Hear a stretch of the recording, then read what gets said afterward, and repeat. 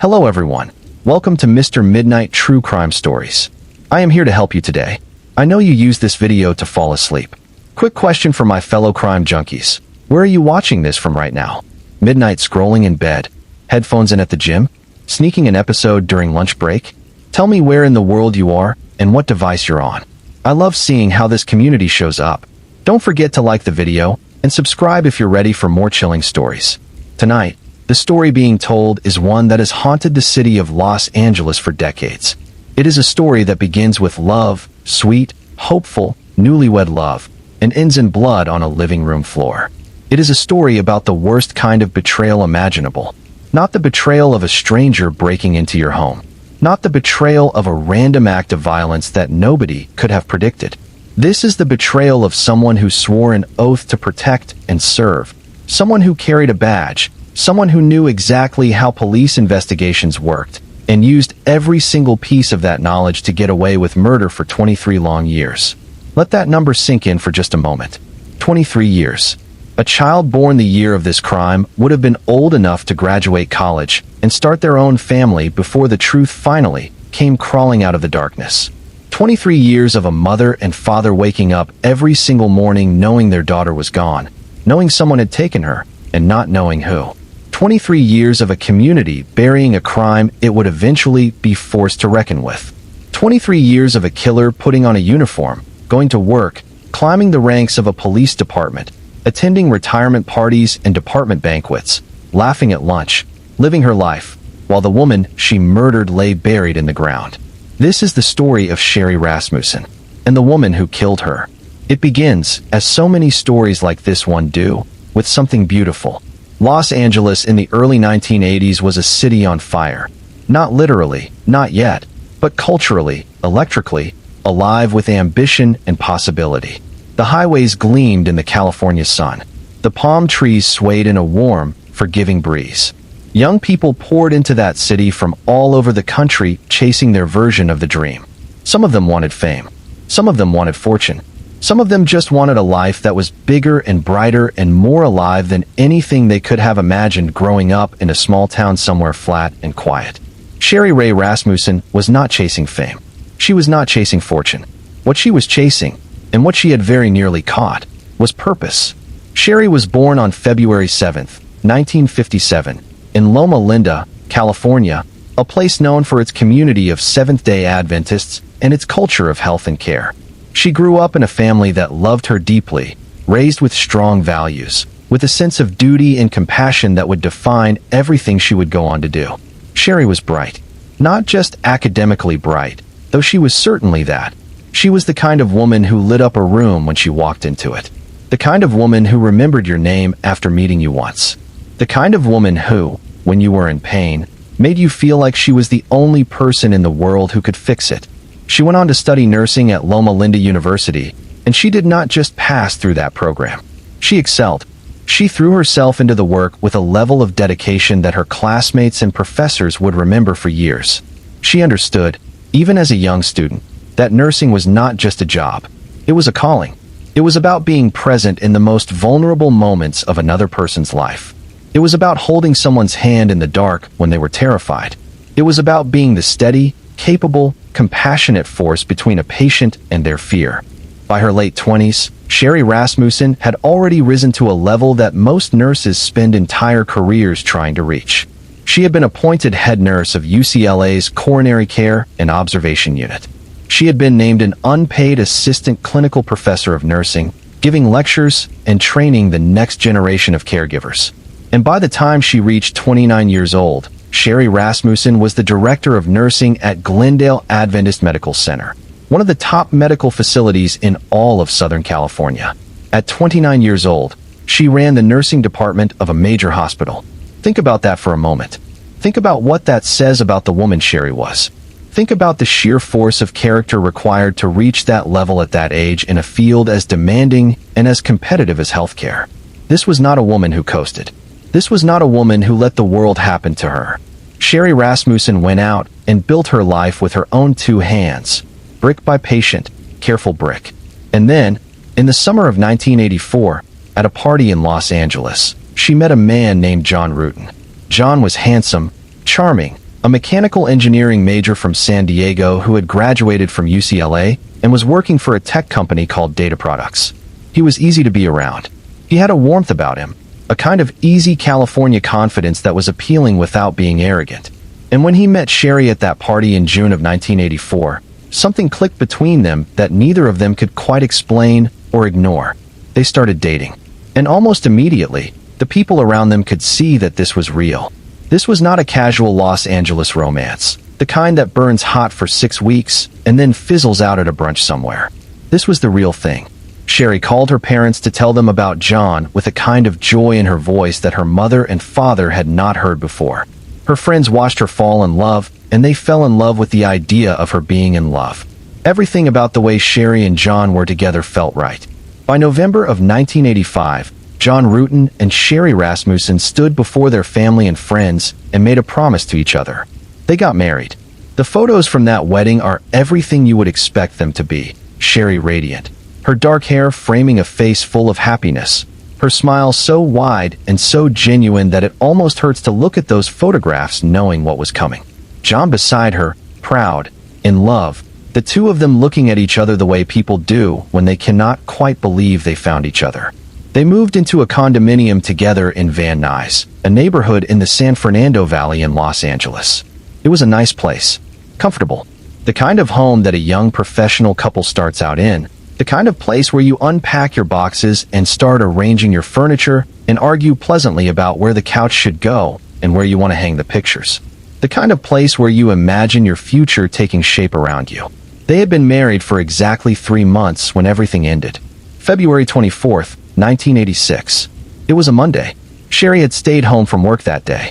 She had injured her back doing aerobics, and she was resting, taking it easy, alone in the condominium she shared with her husband while John went to work as he always did. It was a quiet, ordinary morning. The kind of morning that happens 10,000 times in a marriage. One partner goes to work, the other stays home. You say goodbye at the door, and you do not think twice about it because there is nothing about ordinary life that warns you that some goodbyes are the last ones. Sherri was home alone, and someone came to the door. What happened inside that condominium during the hours that followed is something the world would not fully understand for more than 23 years. But the evidence left behind in that apartment told a story, a brutal, horrifying, heartbreaking story that investigators would eventually learn to read. There had been a fight, a violent, desperate, savage struggle that moved through multiple rooms of that apartment. Sherri Rasmussen had not gone quietly. She had fought with everything she had. She had fought the way a woman fights when she knows she is fighting for her life. There was blood. There were overturned pieces of furniture. There were the marks of a confrontation that had gone on long enough to leave its traces in several different parts of the home. A ceramic vase had been used as a weapon, smashed against Sherri's head with enough force to cause serious trauma. She had been pistol whipped, the butt of a gun used as a club against the right side of her face, swelling and blackening her eye. And then, impossibly, horribly, 3 gunshots had torn through her chest. 3 shots fired into Sherri Rasmussen at close range, using what investigators believed was a pillow as an improvised silencer to muffle the sound so that no neighbors would hear. And on her left arm, in the flesh just above the wrist, a bite mark. Someone had bitten Sherri Rasmussen during the struggle with enough force to leave a clear impression in her skin. A bite mark that would lie preserved, waiting, sealed in an evidence envelope for decades. When John Rutten came home from work that evening and found his wife of 3 months lying dead on the floor of the home they had only just begun to build together, the world as he knew it stopped. Just stopped. Everything he thought the future held for him. The children they had talked about, the vacations they would take, the ordinary Tuesday evenings and the holiday mornings and the slow, accumulating joy of a shared life. All of it vanished in the space of a single moment. He called the police, and the investigation that followed would become one of the most catastrophic failures in the history of the Los Angeles Police Department. Not because the detectives who responded were bad people, not because they did not care, but because of a single, catastrophic assumption, an assumption that would cast its long shadow over the next 2 decades. The LAPD looked at that condominium. They saw the overturned furniture. They saw the stereo equipment that had been stacked near the front door. They saw the missing car. Sherri's BMW had been taken from the parking lot. and they drew a conclusion that felt, on the surface, entirely reasonable. This was a burglary gone wrong. Two men, they decided. Two men had broken into the apartment hoping to steal property, had encountered an unexpected victim who was home when she should not have been, and the situation had escalated into violence. It was a narrative that made sense. It was a narrative that fit the visible evidence. And it was a narrative that would keep the real killer free for 23 more years. Because while the LAPD was busy looking for two male burglars who did not exist, there was something sitting in the case file, something that Sherri's own father had told investigators, that should have changed the entire direction of the investigation from day one. Nels Rasmussen, Sherri's father, a man who had raised his daughter with love and who now had to figure out how to live in a world she was no longer part of, went to the police. He sat across from investigators and told them something they needed to hear. Sherri had been dealing with a problem, he explained.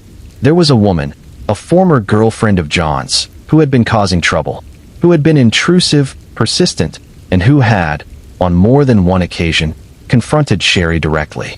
And this woman, Nels Rasmussen told the investigators, was a police officer. The detectives listened, and then they went back to looking for two male burglars. The name Nels Rasmussen had brought to them, though he did not know the name himself, only that she existed, would not be officially documented in any meaningful way. It would not be followed up on. It would not be investigated. It would sit in the edges of a case file that was slowly, steadily moving toward the back of a filing cabinet, toward the cold case shelf, toward 23 years of silence. Understanding why the LAPD made the assumptions they made in February of 1986 requires understanding what Los Angeles looked like at that time. The city was different then. Crime was different then. The San Fernando Valley, where Sherri and John's condominium sat, was not the sanitized suburban landscape it would partially become in later decades. The area saw its share of property crime, its share of home invasions, its share of violence that grew out of robbery and theft. A burglary gone wrong was not just a lazy conclusion. It was, statistically, a reasonable one. The detectives who arrived at that condominium on the evening of February 24, 1986, were working within a framework that made sense to them. They looked at the staging of the scene, the stereo equipment near the door, the BMW missing from the parking lot, the signs of a struggle, and they built a story around those facts that seemed to hold together. Two intruders. A confrontation with the occupant they did not expect. Violence that escalated beyond what anyone intended. A hasty retreat. It was clean. It was logical. And it was completely wrong. What the detectives failed to fully examine at the time was the nature of the violence itself. The fight that had taken place in that condominium was not the kind of fight that happens when a burglar wants to get out of a dangerous situation. A burglar who panics does not stay and beat someone repeatedly with a vase. A burglar who wants to escape does not pull out a gun and use a pillow to silence the shots, carefully, deliberately, one after another. A burglar who wants to grab the stereo and run does not take time to stage a scene. There was one investigator who, even back then, should have known better. Even in 1986, the bite mark on Sherri's arm was an unusual and significant piece of evidence. Bite marks are personal.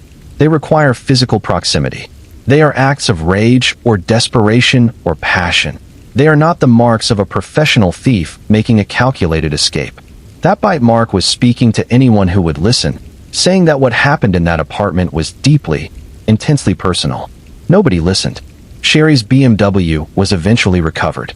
A separate burglary in the neighborhood was investigated, and for a time investigators thought they might have found their two male suspects. There were men who matched a composite sketch, men with criminal records for property crime, men who lived in the general area. But nothing ever definitively linked any of them to Sherri's murder. The evidence simply was not there. The case began to stall almost immediately, and within months of that February day, the investigation had effectively ground to a halt. And so began the silence. The long, unbearable silence. For Nels and Loretta Rasmussen, Sherri's parents, silence was not something they were willing to accept. This was their daughter, their child. The woman who had called them on the phone just weeks before she died, happy and full of plans, talking about her work and her husband and what she wanted their life together to look like. The woman whose photograph sat on their mantelpiece and looked back at them every single morning with a smile that felt like an accusation. Not of them, never of them, but of the world that had failed her, of the investigation that had buried her case alongside her. They pushed. They called the detectives assigned to the case. They wrote letters. They offered rewards for information. They did everything that grieving parents do when they cannot accept that their daughter's killer is simply going to walk free. And in those conversations, Nels Rasmussen kept coming back to the same thing. That woman, John's ex-girlfriend, the police officer. Sherri had talked about her. Sherri had been unsettled by her. The woman had shown up at the hospital where Sherri worked. She had confronted Sherri directly, and the confrontation had been disturbing enough that Sherri had mentioned it to people who cared about her. The LAPD, for its part, acknowledged the family's concerns and continued to focus on the burglary theory. The file grew cold. The years began to pass. For a grieving family watching a case go nowhere, time does not heal wounds the way people say it does. It just makes the wounds deeper and the helplessness sharper. Every anniversary of Sherri's death was another knife. Every birthday that should have been celebrated was a reminder. Every year that passed without an arrest, without answers, without justice, was a year that the killer got to keep living their life, while the people who loved Sherri most had to figure out how to survive without her. John Ruetten tried to move on. Over the years, he would eventually remarry and build a new life, something that was his right, something that no one could or should begrudge him. But the loss of Sherri never fully left him. How could it? He was the one who had found her. He was the one who had come home to that apartment and walked through that door and seen his wife of 3 months lying dead on the floor. There is no version of a human being who fully recovers from something like that. What John Ruetten likely did not know, or at least did not fully understand at the time, was that he was at the center of something he had never chosen to be part of. The relationship he had maintained years earlier with a woman from his college days had not ended the way he thought it had. The casual, on-again, off-again connection that he had shared with a fellow UCLA student named Stephanie Lazarus in the early 1980s had, in the mind of that woman, been something far more significant than he ever intended it to be. Stephanie Lazarus and John Ruetten had met at UCLA. They had both lived in Dykstra Hall, a dormitory on the Westwood campus. And in the way of young people at university, they had drifted into each other's orbit and eventually into each other's beds. Ruetten would later testify, painfully, that by his accounting they had been intimate approximately 20 to 30 times over the course of several years, but that he had never considered Lazarus his girlfriend. He had, in his own mind, always seen their connection as casual, as friendly, as something without the weight of commitment. For Stephanie Lazarus, it appears the story was very different. She had graduated from UCLA with a degree in political science and sociology and had gone directly into the Los Angeles Police Department, completing a special 8-week pre-academy training program before graduating and becoming a uniformed officer in 1983. Her classmates at the academy remembered her well. They noted that she was tenacious, particularly during physical combat training, particularly in the exercises that involved weapons. She was the kind of officer who held on when others let go. She was the kind of officer who did not back down. During her time at the academy, Lazarus spoke about Ruetten as her college boyfriend. She was his date at a company Christmas party in 1983. By her own internal accounting, there was a relationship there, a real one, a meaningful one. And when Ruetten began to pull away from that connection, when he met Sherri Rasmussen at a party in 1984 and his attention shifted, something in Stephanie Lazarus did not accept it. Upon joining the force, Lazarus had purchased a Smith & Wesson Model 49, a .38 caliber revolver, through the department as her backup firearm. A small, concealable handgun. Exactly the kind of weapon that would be consistent with the ballistic evidence left in the body of Sherri Rasmussen. The timeline of what happened between late 1984 and February of 1986 is a timeline built largely from fragments. From what Sherri told her family, from what colleagues remembered, from the few interactions that were documented. But the picture that emerges from those fragments is disturbing. Stephanie Lazarus, it appears, was not prepared to simply accept that John Ruetten had moved on. There were phone calls. There were attempts at contact. And at some point, Lazarus went to the hospital where Sherri worked and confronted her directly. Sherri told her family about this. The confrontation had frightened her. It had unsettled her in the way that only a confrontation from someone who seems dangerously determined can unsettle you. She had not wanted to make a scene. She had not wanted to go to the police. And what would she have said? That her husband's former casual acquaintance had come to her workplace? That a woman had talked to her in a way that felt wrong? There was nothing concrete. There was no crime. There was just a feeling, the kind of sick, instinctive feeling that women are taught from childhood to suppress and talk themselves out of. That something about this situation was not safe. Sherri Rasmussen and John Rutten were married in November of 1985. By February 24, 1986, just 3 months into their marriage, Sherri was dead. The investigation that followed those early months stumbled badly, and then it stumbled again, and then it essentially stopped. Witnesses were interviewed. Leads were pursued. The theory of the two male burglars was tested against the available evidence and came up short, but the department never fully abandoned it. There was even, at one point, a separate burglary in the neighborhood that seemed to offer a possible connection. A woman had interrupted 2 men in her home. A sketch had been drawn of the suspects, but nothing in the physical evidence of Sherri's murder ever definitively linked those men to what had happened in the Van Nuys condominium. The case was classified as unsolved. It went cold. And the killer, who had worn a uniform, who had sworn an oath, who had sat in a patrol car and driven the streets of Los Angeles wearing the badge and the authority of the Los Angeles Police Department, continued to go to work, continued to receive promotions, continued to build a career. Stephanie Lazarus rose through the ranks of the LAPD over the following decades. She became a detective. She was eventually assigned to the art theft unit, a prestigious, specialized assignment that required intelligence, patience, and investigative skill. She was, by all professional accounts, a good officer, a capable one. Nobody at the LAPD looked at Stephanie Lazarus and saw a murderer. Why would they? She was one of them. She was a colleague, a friend, a fellow officer who had dedicated her career to catching criminals. The idea that one of their own could have committed a crime this serious, this intimate, this calculated, and then walked back into the department the next morning and kept working, was almost impossible to hold in the mind. But it was true. It was exactly what had happened. And while Stephanie Lazarus was walking those halls, the Rasmussen family was still waiting, still pushing, still unable to let their daughter's story end without a period at the end of the sentence, still waking up every morning with her name on their lips and the weight of her absence on their chests. The case file sat in a drawer somewhere in the LAPD, growing dusty, growing old. And inside that file, sealed in an evidence envelope that had never been opened, that had been collected at the crime scene in 1986 and stored without ever being examined, was the answer. The bite mark on Sherri Rasmussen's arm had been swabbed for biological material in 1986.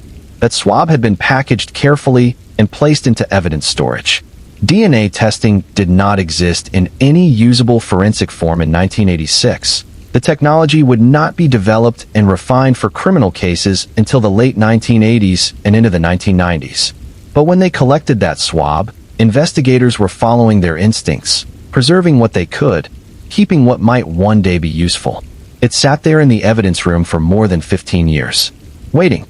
The science of DNA changed everything. Not just for the Rasmussen case, not just for one family or one city or one police department, but for the entire architecture of criminal justice in the modern world. To understand what happened to the Sherri Rasmussen investigation in the years that followed that cold February in 1986, it is necessary to understand the revolution that transformed the way human beings solve crimes.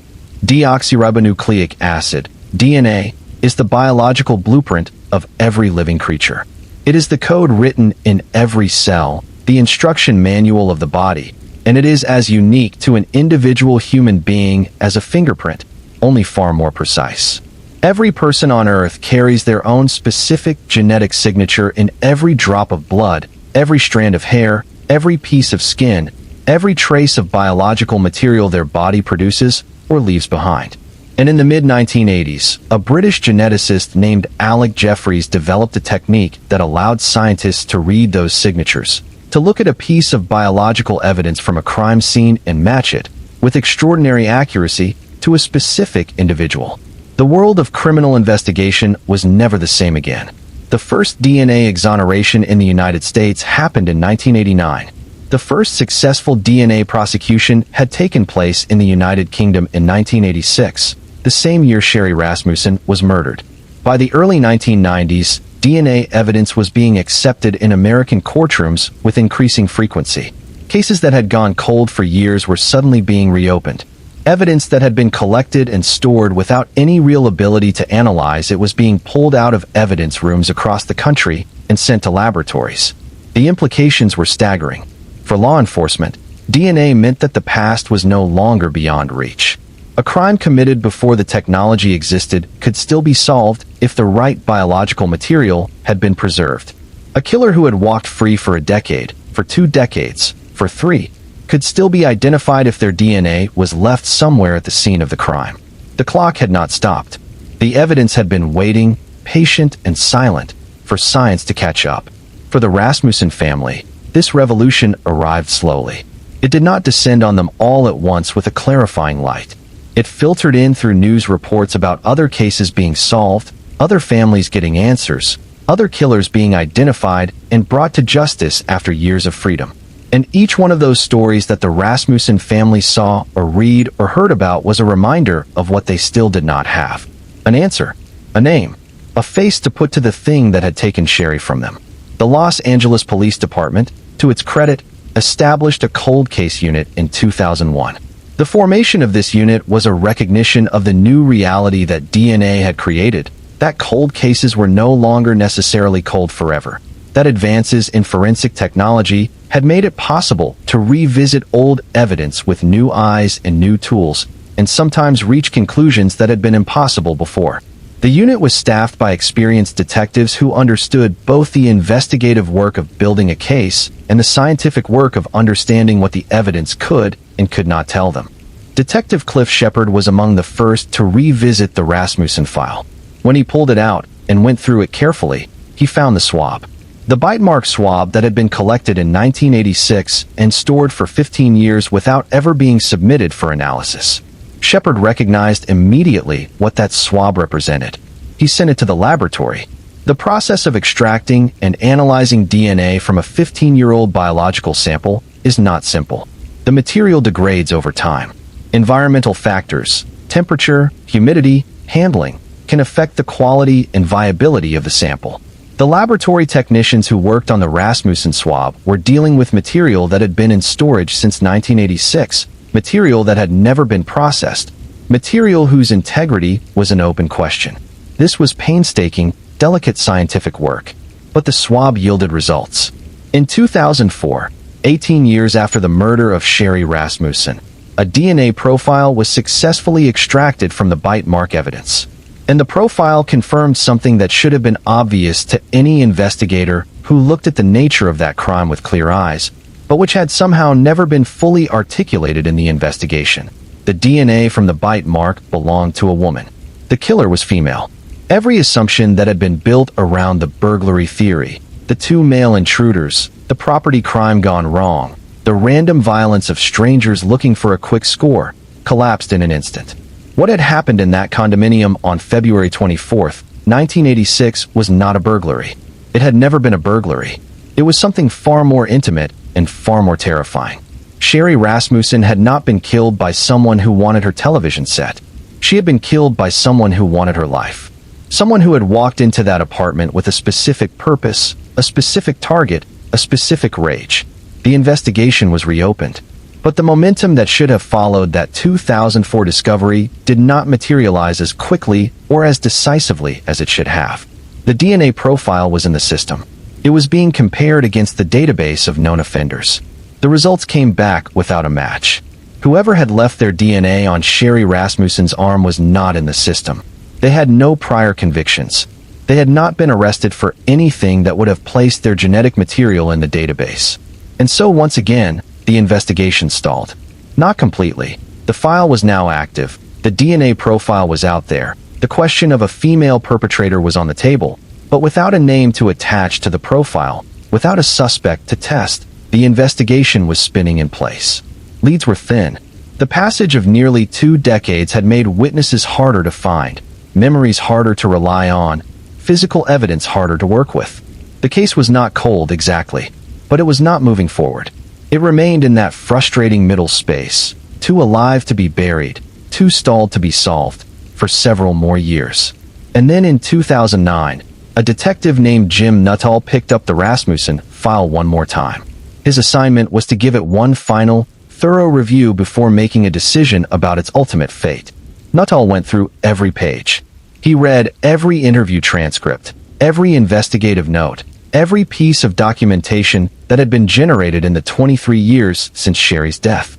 And he stopped on something that other investigators had either missed or dismissed, or simply not followed to its logical conclusion. The stereo equipment.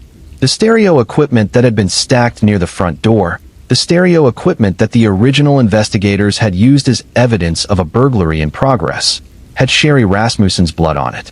Think about what that means.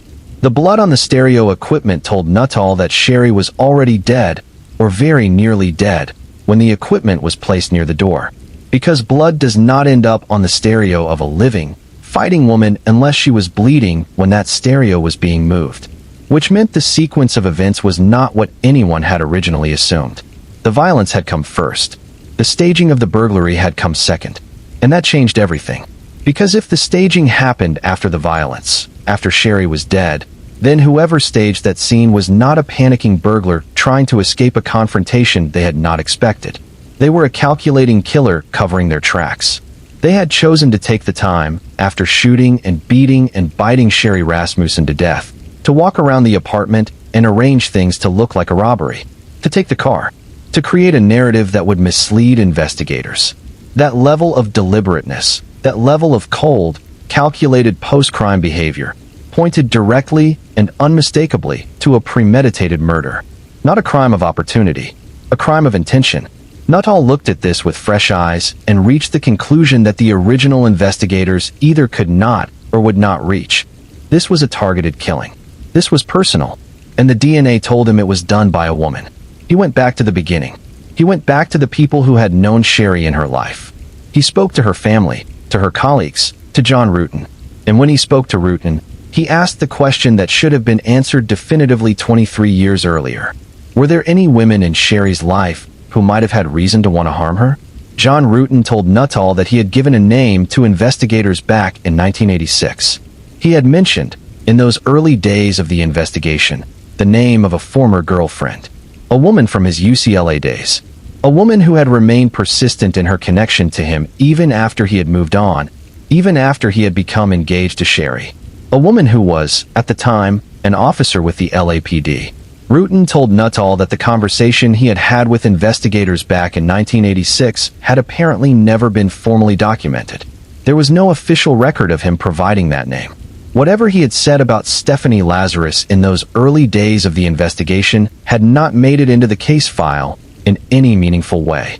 Nuttall felt the weight of that realization settle over him. He began building a list. He identified 5 women who might have had a reason, however remote, to have wanted Sherri Rasmussen dead.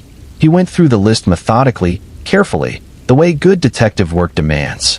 3 of the 5 women were quickly eliminated. Sherri's sister, her mother, and a close friend all provided DNA samples voluntarily and were cleared. The 4th, a nurse at the hospital where Sherri had worked who was believed to have had a professional dispute with her, was also cleared through DNA. That left one name. The 5th name on the list. The name that Nels Rasmussen had tried to give investigators 23 years ago. The name that John Rutan said he had mentioned and that had somehow never been formally followed up on. The name of the woman who had confronted Sherri at her workplace. The name of the woman who had pursued John Rutan even after he had made his choice. Stephanie Lazarus. By 2009, Stephanie Lazarus was no longer a patrol officer. She was a detective. She had spent 25 years with the LAPD, climbing steadily through the ranks, building a career that her colleagues respected and that her superiors regarded with approval. She was 50 years old. She was, from all outward appearances, exactly what she appeared to be, a veteran law enforcement professional with a long and distinguished record of service. The moment Jim Nuttall focused his attention on Stephanie Lazarus was the moment the case that had been frozen for 23 years began, slowly, inexorably, to thaw. Investigating a fellow officer for murder is not something that any police department does lightly. It is not a decision that is made quickly or casually. There are protocols, and there are politics, and there are the complicated, layered relationships that develop over decades of shared work, shared danger, and shared identity. When you put on a badge, you become part of something. A tribe. A brotherhood and sisterhood of people who have chosen to do a job that most people would never take. That bond is real and it is powerful, and it does not dissolve easily even when evidence begins to point in directions that are difficult and uncomfortable. Detective Jim Nuttall understood all of this. He understood it viscerally, from the inside, because he was part of that same tribe. He wore the same badge. He had built his career in the same department. And the evidence that was beginning to accumulate around the name Stephanie Lazarus was evidence that, if he followed it to its conclusion, would tear through the fabric of the LAPD in ways that would not be easy for anyone to absorb. But Nuttall was a detective, and detectives follow the evidence. That is the job. The investigation that was built around Stephanie Lazarus over the weeks and months that followed Nuttall's decision to focus on her was conducted with extraordinary care and extraordinary secrecy. The team of investigators working the case understood something fundamental. If Lazarus figured out that she was being looked at, the entire investigation could be compromised. She was not just anyone. She was a trained law enforcement professional who understood exactly how investigations worked, who knew what detectives needed to build a case, and who would know, if she became aware that she was a suspect, precisely what steps to take to protect herself. So the investigation was kept tight. The circle of people who knew what was being looked at was kept deliberately small. Every step was planned and executed with a precision that reflected both the seriousness of the target and the enormous stakes of getting it wrong. Nuttall and his team began by building a comprehensive picture of Stephanie Lazarus, not just who she was professionally, but who she had been in 1986. They wanted to understand the timeline. They wanted to understand the relationship between Lazarus and Rutan, the confrontations between Lazarus and Sherri, the circumstances that surrounded the murder. What they found was chilling. The relationship between Stephanie Lazarus and John Rutan had, by Rutan's own account, been a casual one, something physical without real emotional commitment, at least from his side. But the evidence of Lazarus's behavior in the period leading up to Sherri's murder told a different story about how Lazarus herself perceived things. She had not simply moved on when Rutan's attention shifted. She had not accepted the natural end of something that had never been formally begun. She had continued to pursue him. She had shown up at his workplace. And she had gone to the hospital where Sherri Rasmussen worked as the director of nursing and confronted Sherri directly. Multiple people confirmed that the confrontation had taken place. Sherri had talked about it. She had told people she was disturbed by it, that the woman's intensity had frightened her.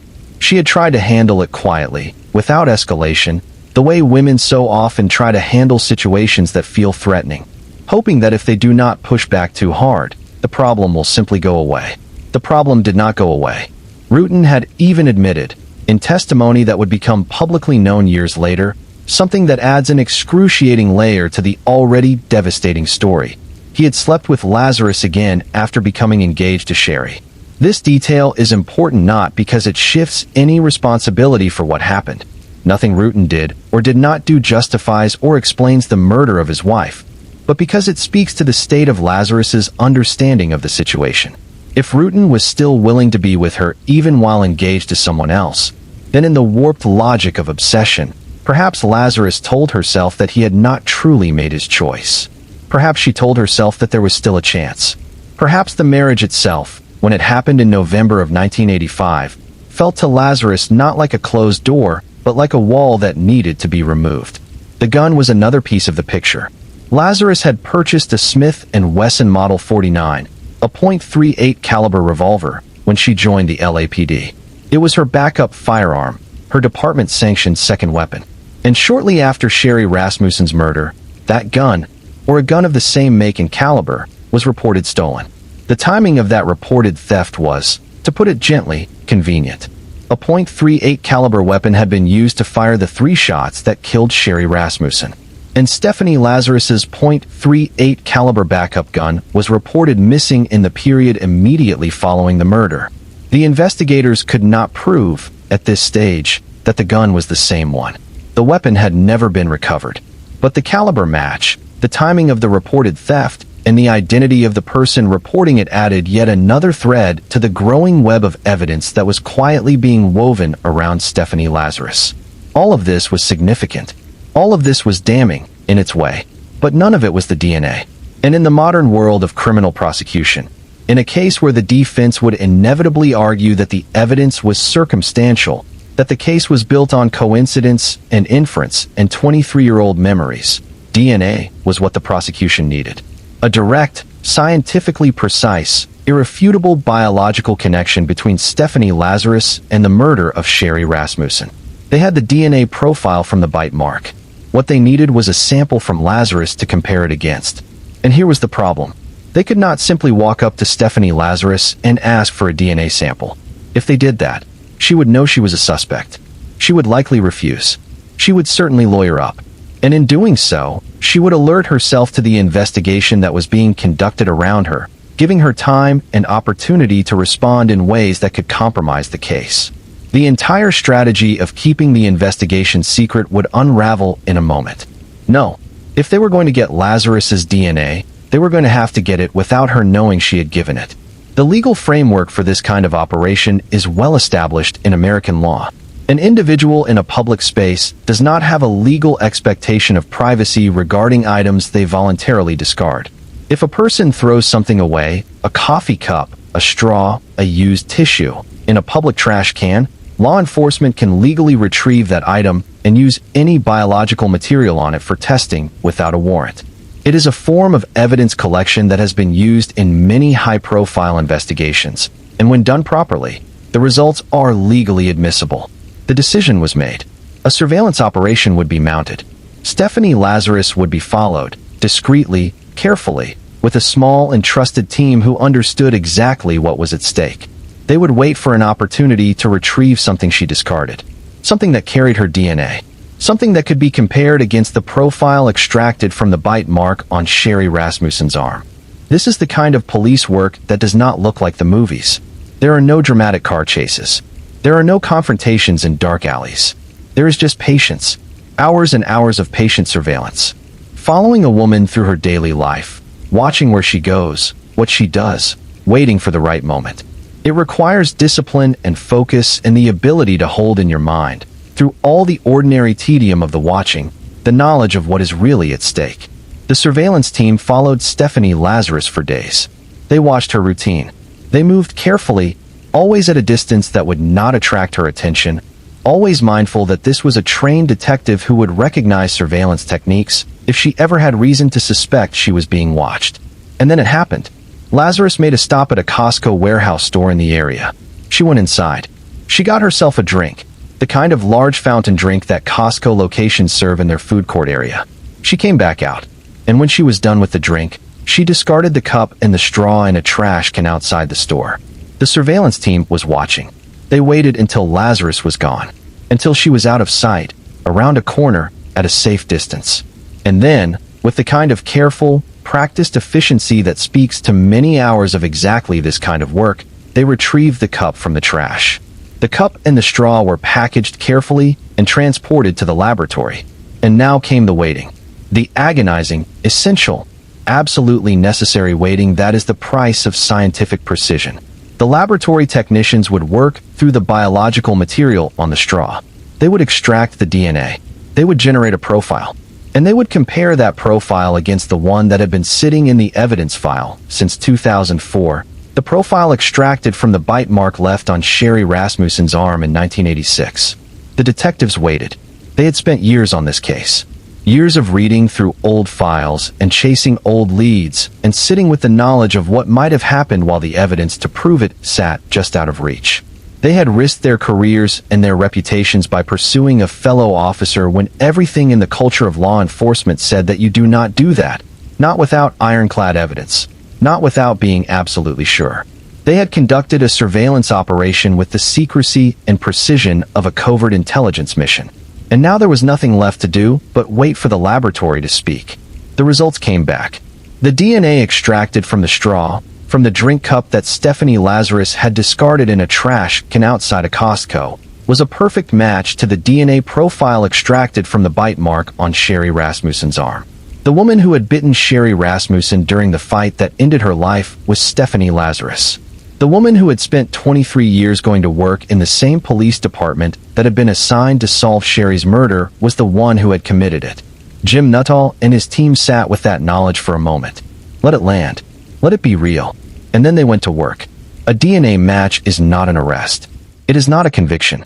It is not the end of a story. It is a turning point in one.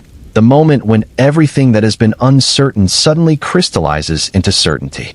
But between that crystallization and the moment of justice lies a complicated, careful, legally and strategically demanding stretch of work that requires as much precision as the DNA testing itself. Nuttall and his team now had the biological link they needed. The profile from Lazarus's DNA matched the profile from the bite mark with the kind of statistical certainty that makes arguments about coincidence essentially impossible. The probability that the match was accidental, that two different women happened to share the precise genetic signature that showed up on that evidence, was, for all practical purposes, zero. The science was conclusive, but the team also understood that a case built on DNA evidence alone, while powerful, is a case that can still be attacked in court. A skilled defense attorney would look for every possible angle: contamination of the sample, chain of custody problems with the evidence, questions about how the DNA had been collected and stored over the decades. The prosecution would need DNA plus context, DNA plus motive, DNA plus the full, rich, detailed picture of Stephanie Lazarus and Sherri Rasmussen and John Ruetten and the events of 1986 that made the match not just scientifically inevitable, but narratively coherent. They needed to talk to Lazarus. This was perhaps the most delicate calculation of the entire investigation. Lazarus was a seasoned detective. She had spent a quarter-century conducting interrogations herself. She understood the rhythms of police questioning, the way investigators build rapport before shifting to pressure, the way questions are designed to seem casual while actually boxing a suspect in. She would recognize an interrogation if it announced itself as one. And if she recognized it, she would shut it down immediately, and she would be within her legal rights to do so. So the decision was made to bring Lazarus in under a different pretense. She would be told that investigators wanted to speak with her about an unrelated matter, a different case, something that would not set off alarm bells, that would not alert her to the real nature of the meeting, that would allow the detectives to get her into a room and talking before she understood what was actually happening. On June 5, 2009, Stephanie Lazarus was brought into LAPD headquarters for what she was told was a routine conversation.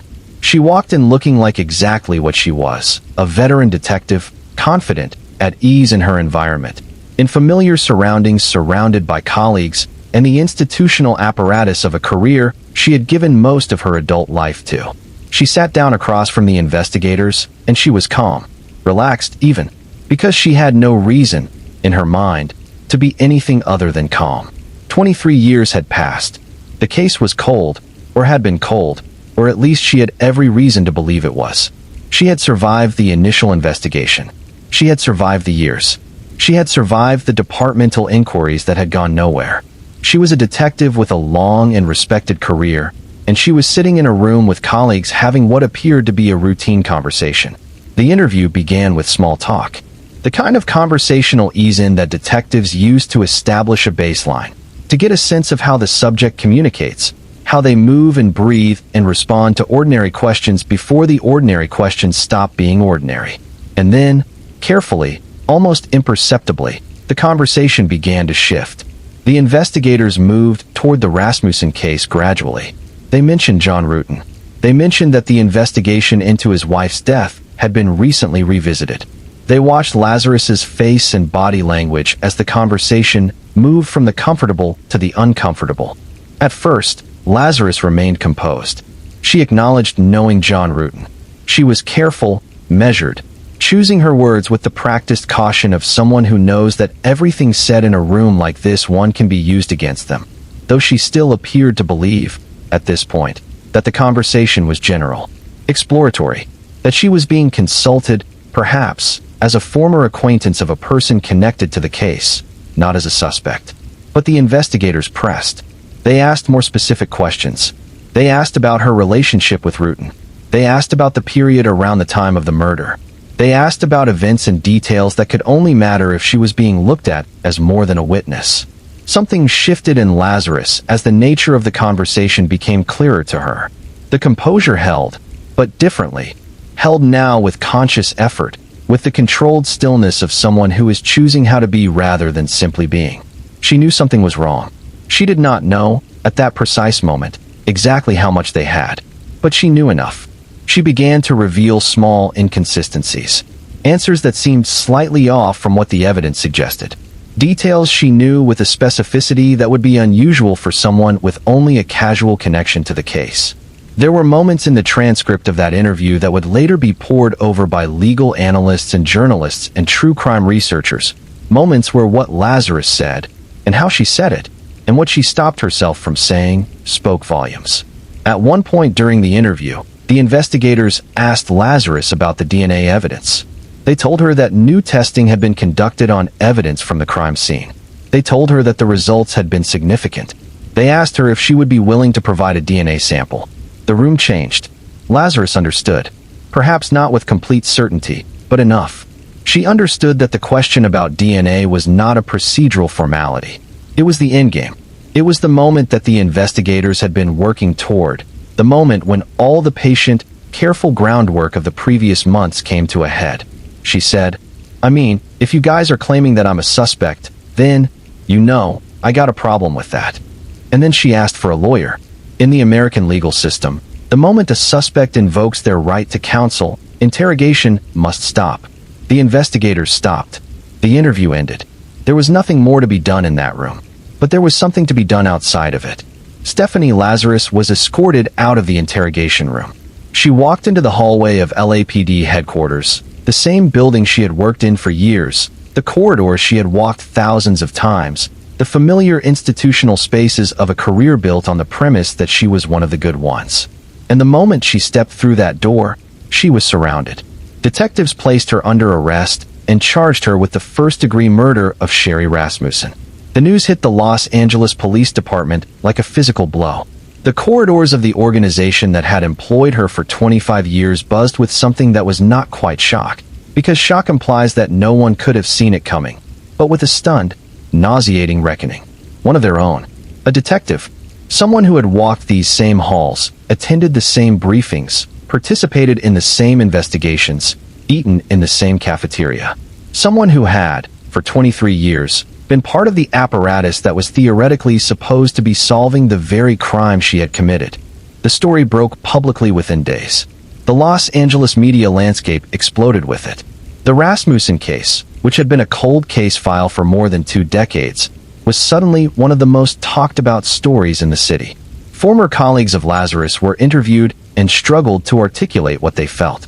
The family of Sherri Rasmussen, after 23 years of waiting and pushing and never fully giving up, received a phone call that they had begun, in the darkest corners of their hearts, to fear might never come. Nels Rasmussen, who had walked into a police station more than 2 decades ago and tried to tell investigators that John Rutan's ex-girlfriend, a cop, was worth looking at, now knew that he had been right all along. All along. The pain of that knowledge, of being right for 23 years and being ignored for 23 years while the killer continued to breathe and work and live, is not something that can be adequately put into words. Nels and Loretta Rasmussen had not just lost their daughter. They had spent more than 2 decades fighting to be heard, and now they understood exactly what that silence had cost. Stephanie Lazarus was arraigned on June 9, 2009, and pleaded not guilty to the charge of first-degree murder. She was taken into custody. After 25 years on the force, her career with the LAPD was over. And the long road to justice, the road that should have been much shorter, the road that wound through 23 years of darkness and delay and institutional failure, was finally approaching its destination. Between the arrest of Stephanie Lazarus in June of 2009 and the beginning of her trial, the world had time to absorb what had happened. And the more the details emerged, not just the facts of the crime itself, but the extraordinary circumstances surrounding it, the more the story of Sherri Rasmussen and her killer settled into a particular place in the public consciousness. This was not just a murder case. This was something that cut deeper, something that raised questions that went beyond who did what and when. How does a police officer commit murder and then go back to work the next morning? How does a person spend 25 years in law enforcement, 25 years surrounded by the tools and the colleagues and the institutional apparatus designed to uncover exactly this kind of crime, and keep that secret intact? How does a department fail to notice that one of its own, someone working in the same building as the investigators assigned to the case, was the very person they were looking for? And perhaps most painfully, most urgently, what would have happened if Nels Rasmussen had been listened to in 1986? If the investigators who sat across from that grieving father in those early days of the investigation had taken seriously what he was telling them, that there was a woman, that she was a police officer, that Sherri had been disturbed by her, would Stephanie Lazarus have been identified and arrested weeks or months after the murder? Would she have gone to prison in 1986 instead of 2009? Would 23 years of the Rasmussen family's grief have been cut short at its very beginning? There is an additional layer to this story that is even darker, and it did not become fully public until the trial and the investigations that followed. Some of the police files that were examined in the course of the renewed investigation suggested that evidence which could have implicated Lazarus earlier in the process had been tampered with or removed. Lazarus herself had plausibly had access to those files during the 1990s. As an officer in the department, she would have had opportunities, if she chose to take them, to examine the documentation of the case that was nominally investigating her crime. Whether she took advantage of that access, and what she may or may not have done with it, is something that was never conclusively proven. But the suggestion alone, the possibility that an officer under the shadow of suspicion may have interfered with the investigation of her own crime, adds a dimension to this story that is almost beyond comprehension. It speaks to a confidence, a coldness, an audacity that is difficult to square with the image of a normal human being. Whatever Stephanie Lazarus told herself about what she had done, whatever justifications or rationalizations or mental constructs she built around the fact that she had walked into a woman's home and beaten her and shot her and staged the scene to mislead investigators, she had sustained that internal structure for 23 years with enough stability to keep working, keep advancing, keep presenting the face of a law-abiding officer to the world. The trial itself, when it finally began in 2012, was a meticulous, methodical presentation of evidence that the prosecution had been carefully building since Lazarus's arrest 3 years earlier. The lead prosecutor laid out the case in its full complexity, the history of the relationship between Lazarus and Rutan, the timeline of events leading up to the murder, the crime scene evidence, the DNA analysis, and the story of how the investigation had finally found its way to the truth. The defense, as expected, challenged the DNA evidence. Lazarus's attorneys argued that the sample was too old, the testing too prone to error, the chain of custody too complicated. They questioned the credibility of the laboratory analysis and the conclusions that had been drawn from it. They tried to find the gaps, the spaces in the evidence where doubt could take root. But the DNA was solid. The prosecution's forensic experts testified with confidence and precision about the process by which the profile had been extracted and the match confirmed. The science was unimpeachable.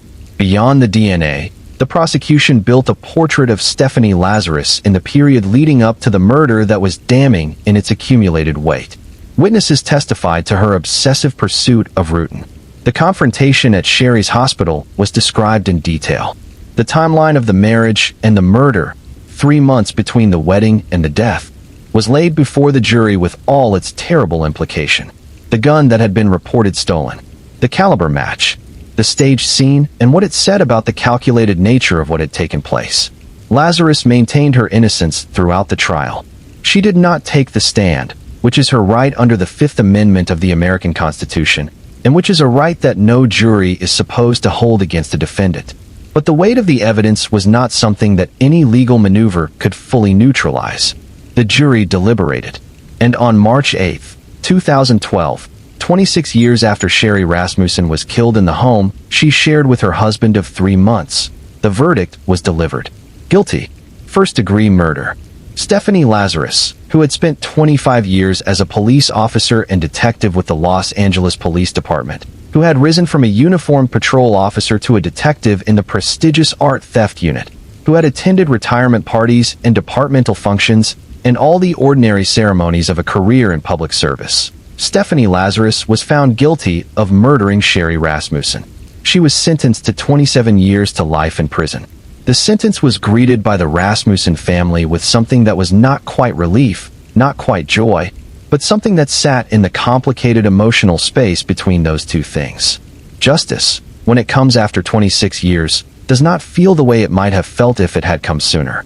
It does not undo the years. It does not give back the time. It does not return Sherri to her parents, or her sister, or the life she was building with John Rutan. It does not erase the mornings that her mother and father woke up in a world where she was gone. It does not mend anything, exactly, but it names the truth. It says, officially, publicly, irrevocably, that this is what happened. That Sherri Rasmussen was a person whose life had value and whose death was a crime, and whose killer has been found and will be held accountable. That matters. That is not nothing. For a family that has been fighting for that basic recognition for more than 2 decades, the verdict was the end of a war. Not a happy ending, but an ending nonetheless. Nels Rasmussen, who had first told investigators to look at John Rutan's ex-girlfriend in 1986, and who had spent 23 years being ignored, did not live to see the conviction. He died in 2009, the same year Lazarus was arrested. He died knowing that an arrest had finally been made, knowing that the machinery of justice had finally been set in motion, but without the final confirmation of the verdict that would have validated everything he had known and said and fought for. Loretta Rasmussen, Sherri's mother, and Connie Rasmussen, her sister, were present in that courtroom in March of 2012 when the verdict was read. They heard the word that had been so long in coming. Guilty. Sherri's sister Connie would go on to be one of the family's most vocal and powerful voices in the years that followed, not just in speaking about the loss of her sister, but in opposing the parole hearings that would eventually take place as Lazarus became eligible for early release under California's youthful offender laws. Connie's voice, steady and fierce and full of the grief that never fully heals, has been one of the ways in which Sherri Rasmussen has continued to be remembered, not just as a case, but as a person. As a woman who deserved better. As a daughter, a sister, a wife, a nurse, a human being whose life was full of meaning and whose death was an outrage. The story of the case did not end with the conviction. Nothing, it seems, ever ends cleanly. Stephanie Lazarus was sentenced and taken to prison. And then, years later, the machinery of the California criminal justice system began to raise the possibility of her release.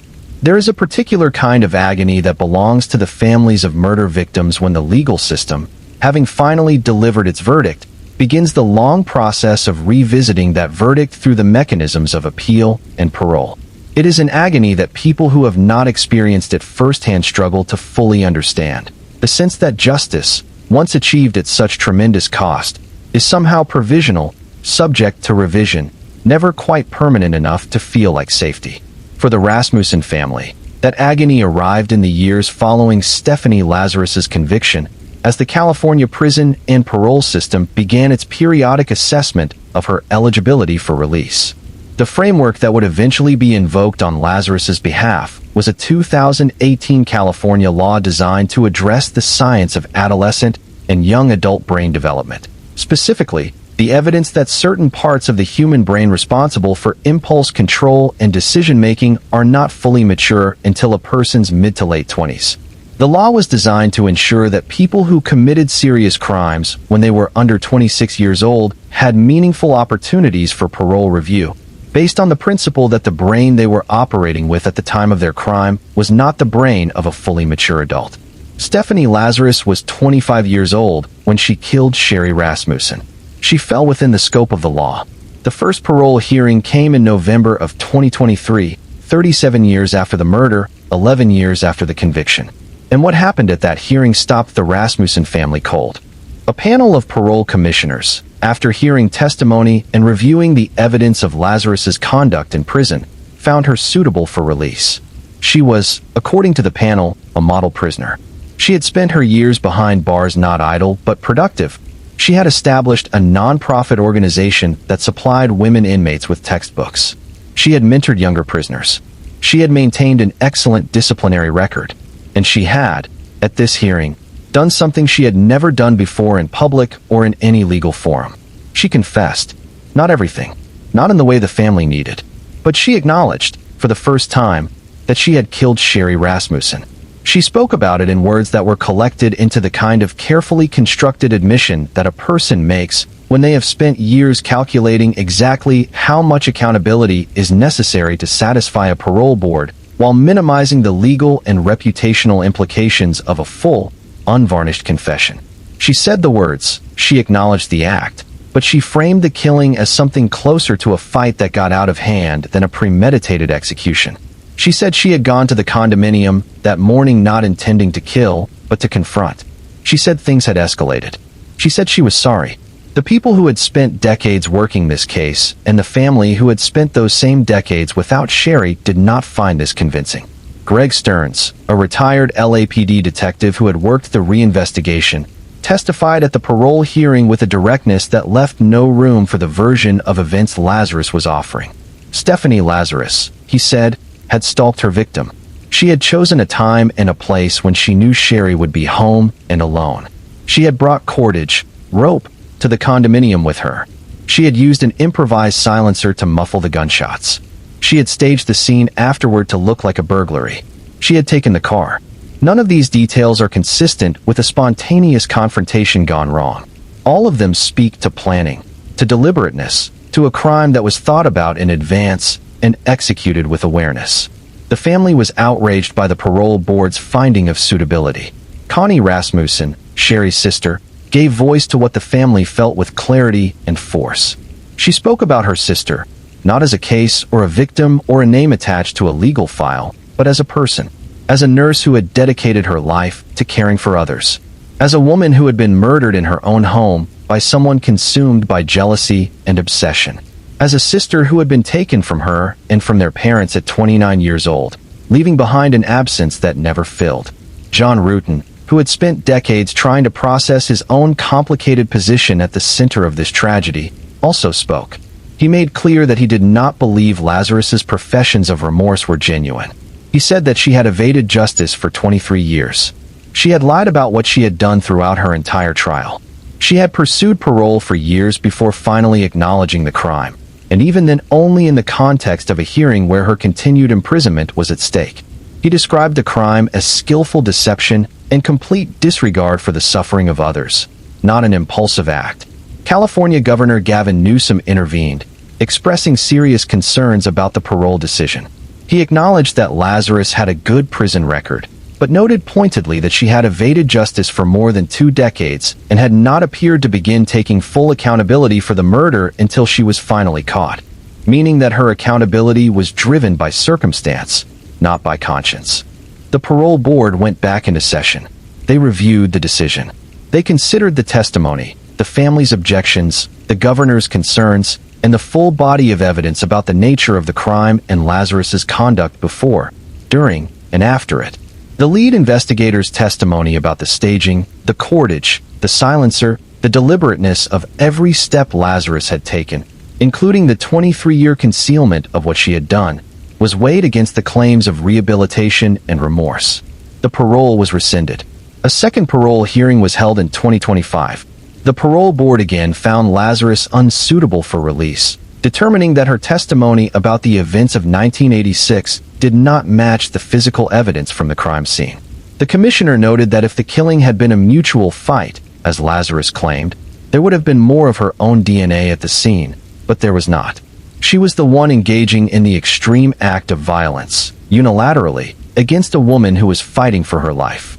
Stephanie Lazarus remains in prison, and Sherri Rasmussen, who was 37 years gone before her killer's name was ever officially spoken in a courtroom, continues to be remembered by the people who loved her, by her sister, who shows up at every hearing and speaks her name, by her mother, who carried the grief of losing her for decades and who had to process both the horror of the truth and the validation of finally being believed, by the colleagues she trained and the patients she cared for and the hundreds of people whose lives she touched in her 29 years on this earth. But before we reach the final reckoning, before we sit with the full weight of what justice meant and what it cost and what it still cannot give back, it is worth taking the time to understand something about this case that goes beyond the biography of Sherri Rasmussen and the crimes of Stephanie Lazarus. Because the story of this case is not just the story of one murder and one murderer. It is the story of a system and what happens to ordinary people when that system fails them. It is the story of what happens when a father walks into a police station and tells investigators the truth and is not believed. It is the story of what happens when a department closes ranks around itself, when the institutional pressure to protect the blue line, even when no one is consciously aware that it is happening, bends the investigation away from the uncomfortable truth and toward the comfortable fiction. It is the story of what happens when a woman carries a badge and uses everything that badge teaches her to escape the consequences of what she has done. And it is the story of what happens when science advances faster than human failings, when DNA, patient, persistent, immune to politics and prejudice and institutional inertia, holds on to a truth that human beings let slip away for 23 years and brings it back into the light. Because the truth does not disappear. It waits. It waited in an evidence envelope in an LAPD storage facility for more than a decade. It waited in the cells of Stephanie Lazarus's biological material, microscopic and indifferent to human deception. It waited in the hearts of a family that refused to stop asking the question. And eventually, it came. To fully understand the Sherri Rasmussen case, to hold it in your hands and feel the full weight of everything it represents, it is necessary to spend some time with the woman at the center of it. Not the murder, not the investigation, not the courtroom drama of the trial or the years of parole hearings. The woman, Sherri Rasmussen herself. Because one of the most troubling things about true crime as a genre, as a way of engaging with real human tragedy, is the ease with which the victim becomes secondary, becomes a body, a crime scene, a catalyst for a drama that is really about the killer or the investigation or the failure of institutions. Sherri Rasmussen was none of those things. She was a person, and it matters that we know who she was. She was born on February 7, 1957, in Loma Linda, California, the second of two daughters. Her parents, Nels and Loretta Rasmussen, raised her in a household shaped by the values of their Seventh-day Adventist faith: health, service, community, compassion. These were not abstract principles for the Rasmussen family. They were lived values, the organizing principles of a life. And in Sherri, those values took root and grew into something remarkable. From the time she was a young girl, Sherri was drawn to the idea of caring for other people. Not in the generic, unfocused way that children sometimes express. The vague, I want to help people, that does not yet know what form it will take, but with a specificity and seriousness that spoke to something genuinely deep in her character. She was interested in medicine, in bodies and how they work, in the process of healing, in the profound human act of being present with someone in their pain and doing something useful about it. She chose nursing, and she did not choose it the way someone chooses a career path that seems practical or that offers good job security. She chose it the way you choose something when it is the truest expression of who you are. Nursing, for Sherri, was not a job. It was a vocation in the oldest and most serious sense of the word, a calling that shaped everything she did and how she did it. At Loma Linda University, she earned her nursing degree with the kind of academic and professional distinction that her professors found remarkable. She understood the technical complexity of critical care with the analytical precision of an engineer, but she also understood the human element, the fear, the uncertainty, the need for connection, with an emotional intelligence that could not be taught in a classroom. She had both halves of what the best nurses possess, the knowledge and the heart. The positions she went on to hold would have been impressive for a nurse at any age.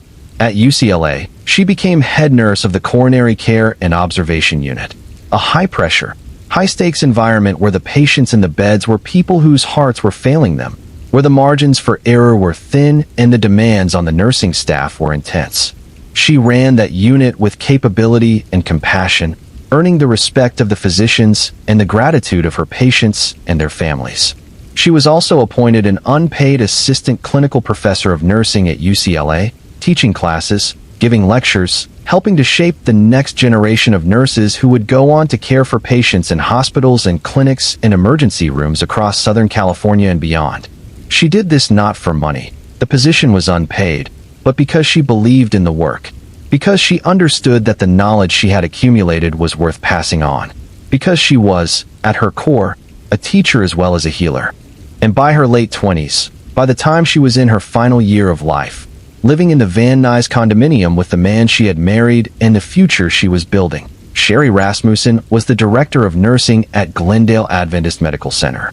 29 years old and running the nursing department of a major hospital, responsible for the quality of care that dozens and dozens of patients received every single day, setting standards, making decisions, guiding a staff of nurses through the demands of a busy medical facility. The people who worked with Sherri at Glendale Adventist spoke about her in terms that go beyond professional respect. They remembered her warmth, her specific, individual kindness, the way she noticed people, the way she made the people around her feel seen and valued. They remembered her integrity, the way she held herself to the same standards she set for others, the way she was never asking of her staff what she was not prepared to do herself. And they remembered the atmosphere she created on her unit, the sense that the work mattered, that the patients in those beds were people whose dignity and comfort and care were the central purpose of everything they were doing. That was Sherri Rasmussen's gift, the ability to make the people around her understand, not just intellectually but in their bones, why the work they were doing was worth doing. She had been at Glendale Adventist for less than a year when she was killed. If there is a particular cruelty in the timing of Sherri's death, and there is tremendous cruelty in it. It lies not just in the 3 months of marriage cut short, but in the trajectory that was cut short along with it. Sherri Rasmussen at 29 was not finished. She was just beginning. The career that had already reached such extraordinary heights was still ascending. The life that she and John were building together in that Van Nuys condominium was still being built. The children they may have talked about having were still theoretical, still potential, still possible.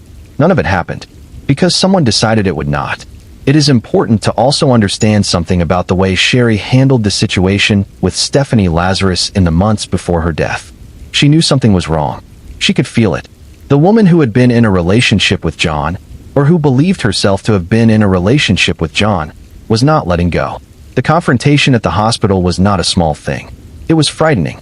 It was the kind of confrontation that a reasonable person walks away from shaken, aware that the situation is not stable, aware that the other person's emotional state is not manageable by ordinary social means.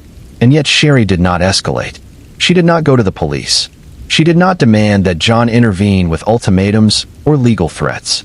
She tried to handle the situation with the same quiet, calm, practical competence that she brought to everything else in her life. She told her family what was happening. She talked to people she trusted. She was aware and careful and did not dismiss the situation, but she also did not, perhaps could not have anticipated, as many of us could not, that the level of danger she was in was not the danger of a persistent harassment situation, but the danger of something far more extreme. She was 29 years old. She had been married for 3 months. She was at the beginning of the greatest chapter of her life. She deserved more time. That truth, simple, devastating, and absolutely final, is the foundation underneath everything else about this case. Before the DNA and the cold case unit and the surveillance operation and the interrogation and the conviction, there is Sherri Rasmussen, a young woman full of competence and compassion and love, killed in her own home because someone else's obsession would not release its grip. She is the reason this case matters.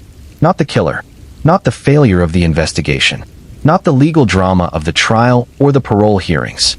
Sherri, her life, and what was taken from it. Her family has made sure of that, in the decades since her death. They have never allowed Sherri to be reduced to a footnote in her own story. Connie Rasmussen, her sister, has stood in courtrooms and hearing rooms and spoken Sherri's name with the clarity of someone who refuses to let the world forget that a real person died. Loretta Rasmussen, their mother, carried that grief through years and years of silence and uncertainty and fought alongside her husband to be heard by a department that was not listening.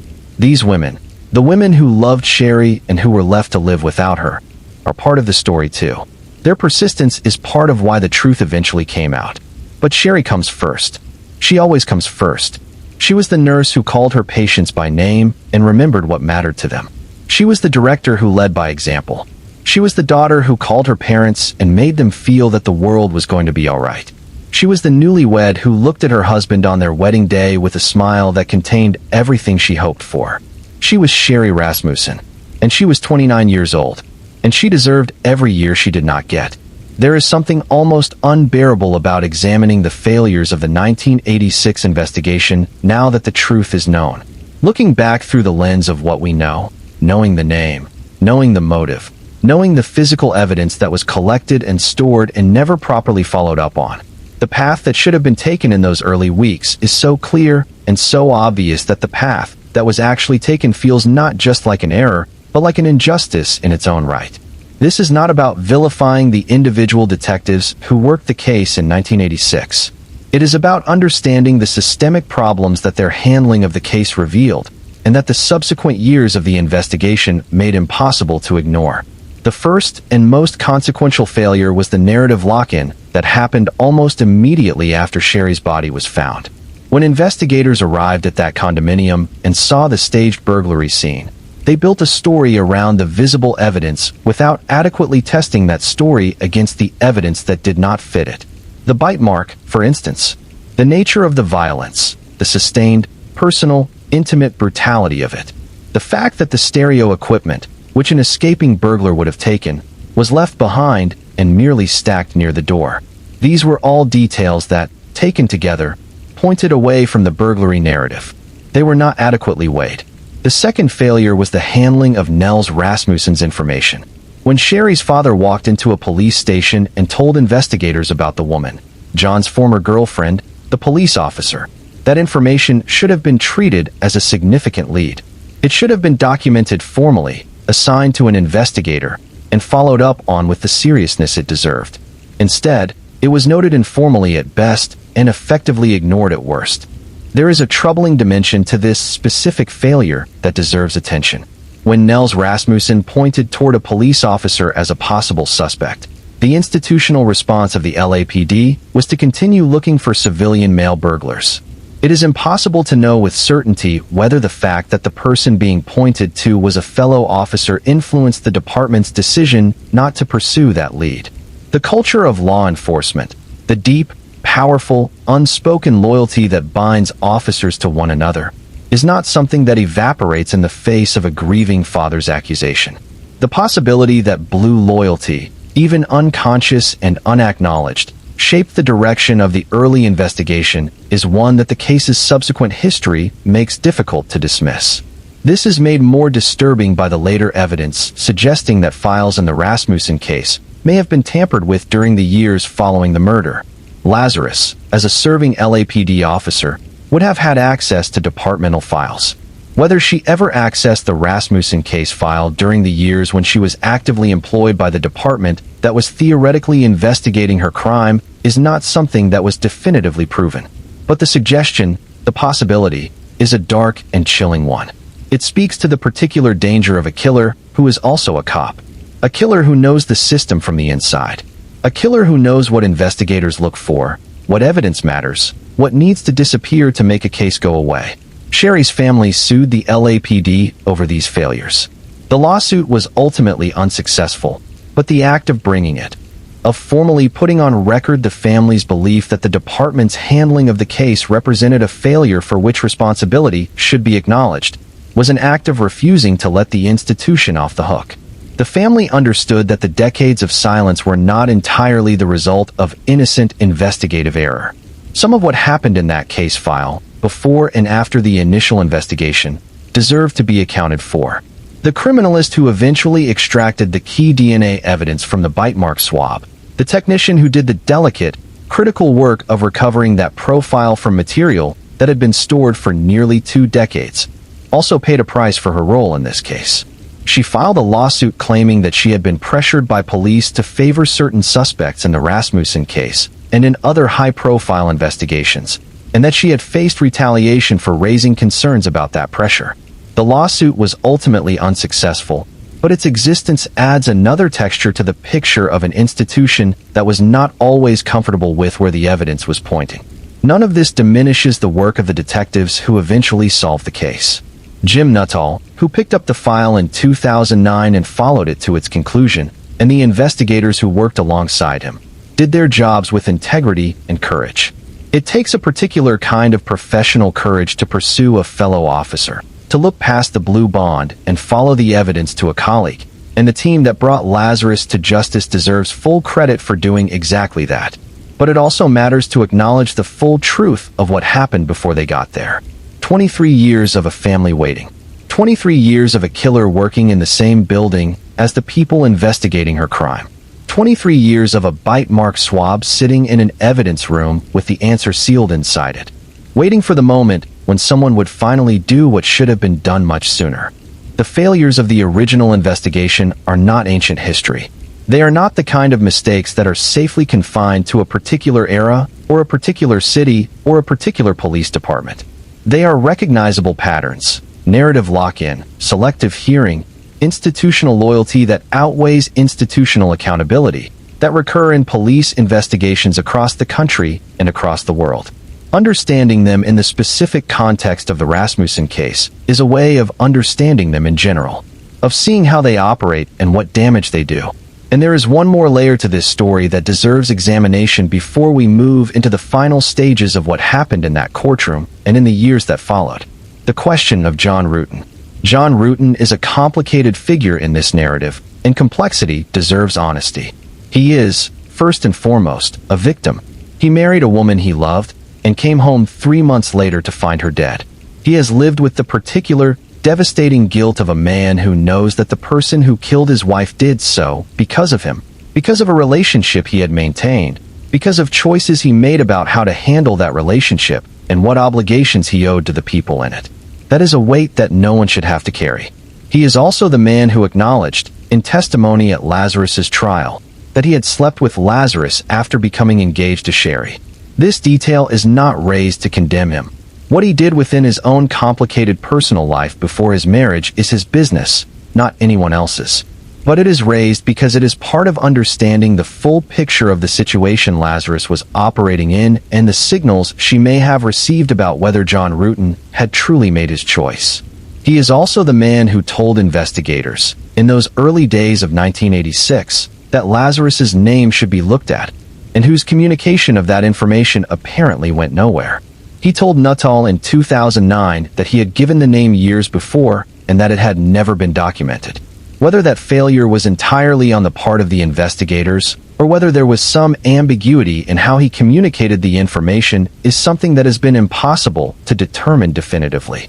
What is clear is that John Ruetten, whatever his own complicities and failures and wounds, showed up at the parole hearings in the years after Lazarus's conviction and spoke on behalf of Sherri.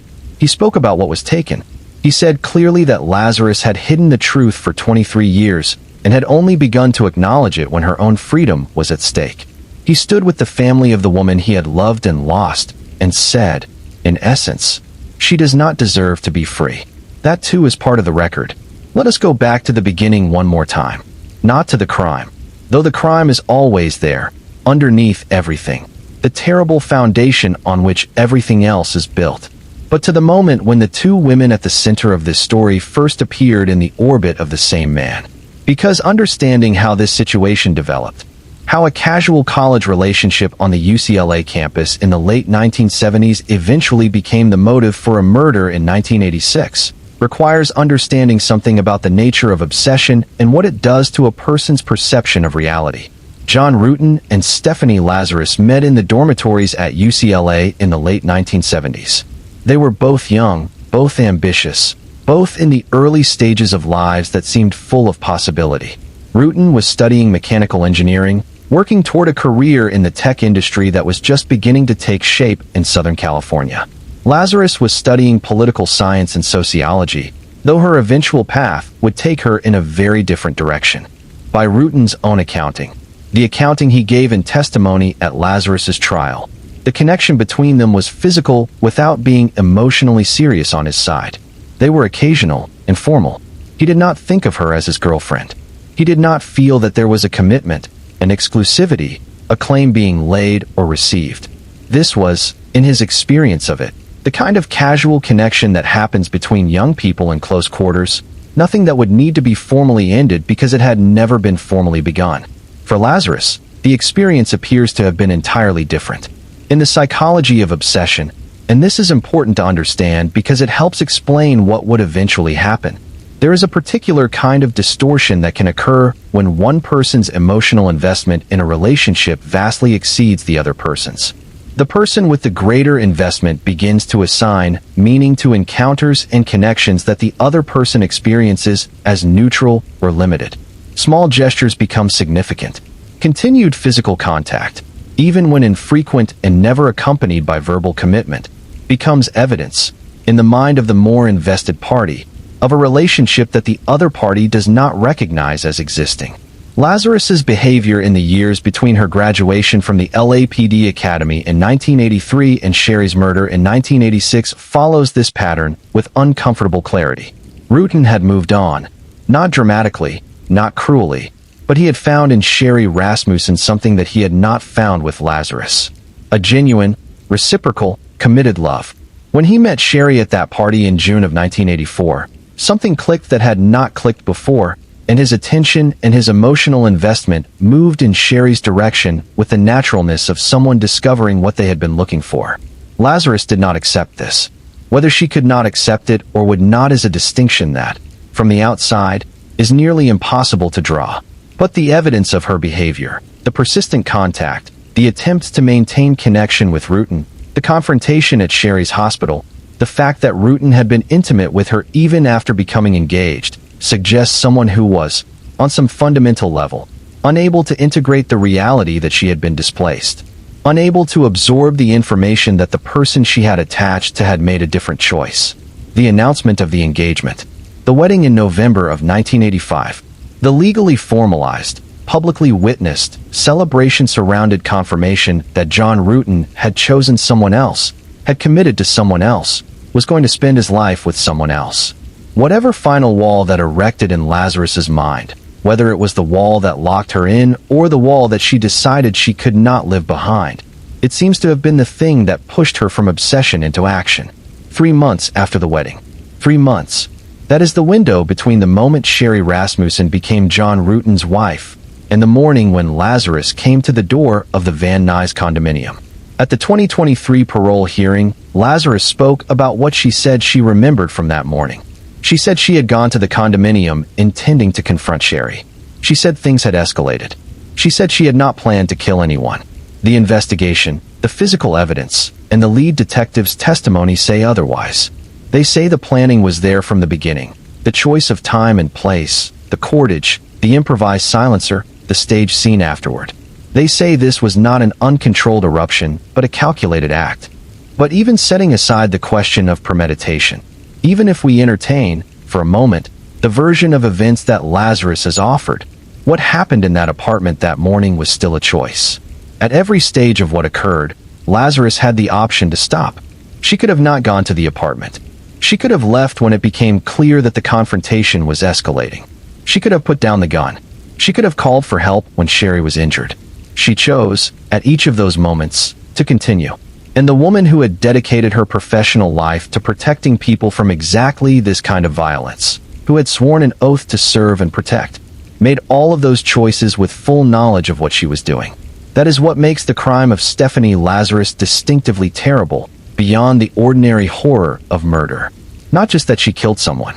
Not just that the person she killed was innocent, was young, was newly married, was full of purpose and potential, but that she was a police officer. That she had looked at the worst of what human beings do to one another and had chosen, professionally and vocally, to be on the side of the victims. And then she became the perpetrator. And then she put the badge back on. And then she went to work.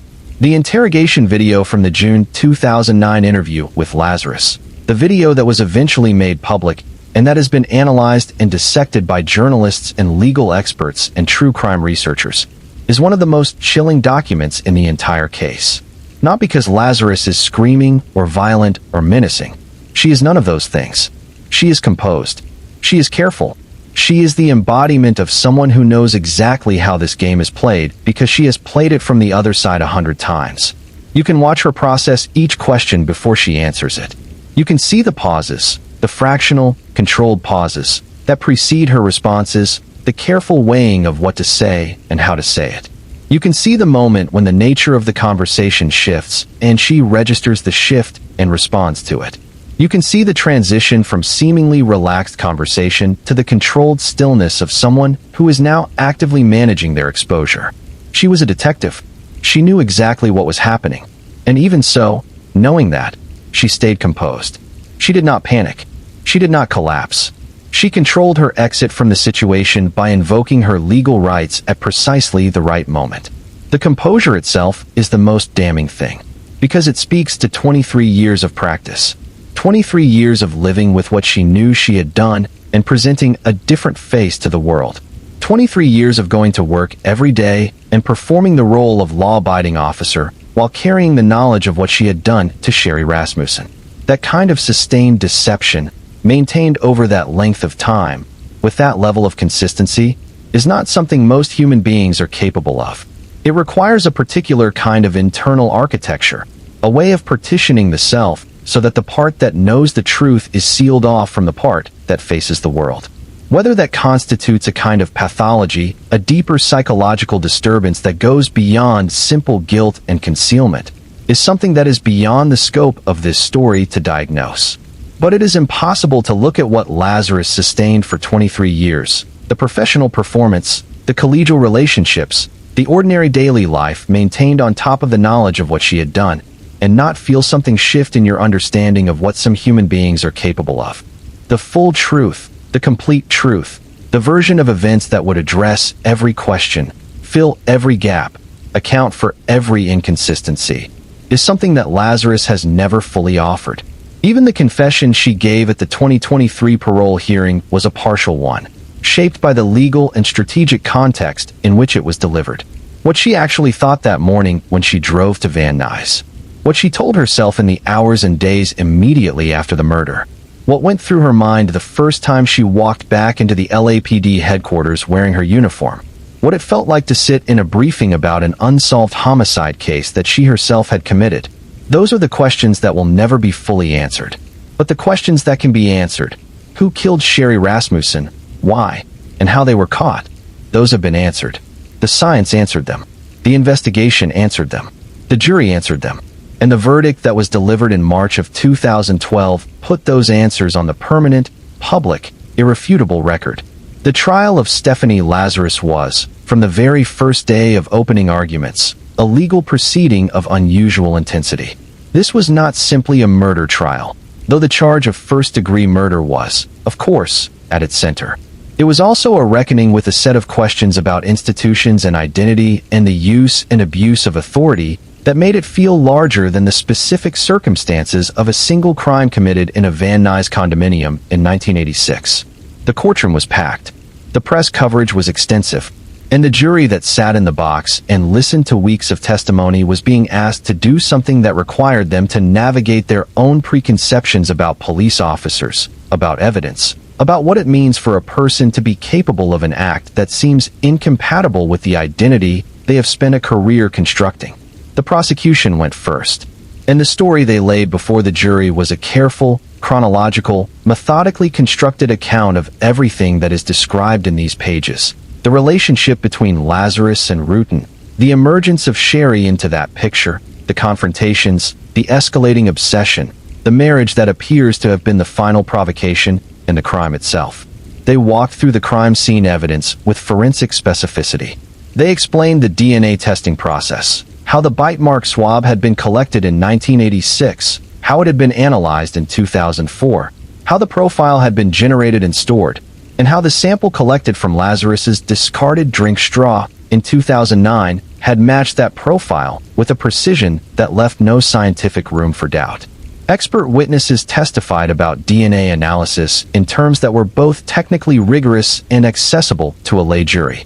They explained what the match meant statistically. The probability that any other individual on Earth shared the exact genetic profile found on that evidence was essentially zero.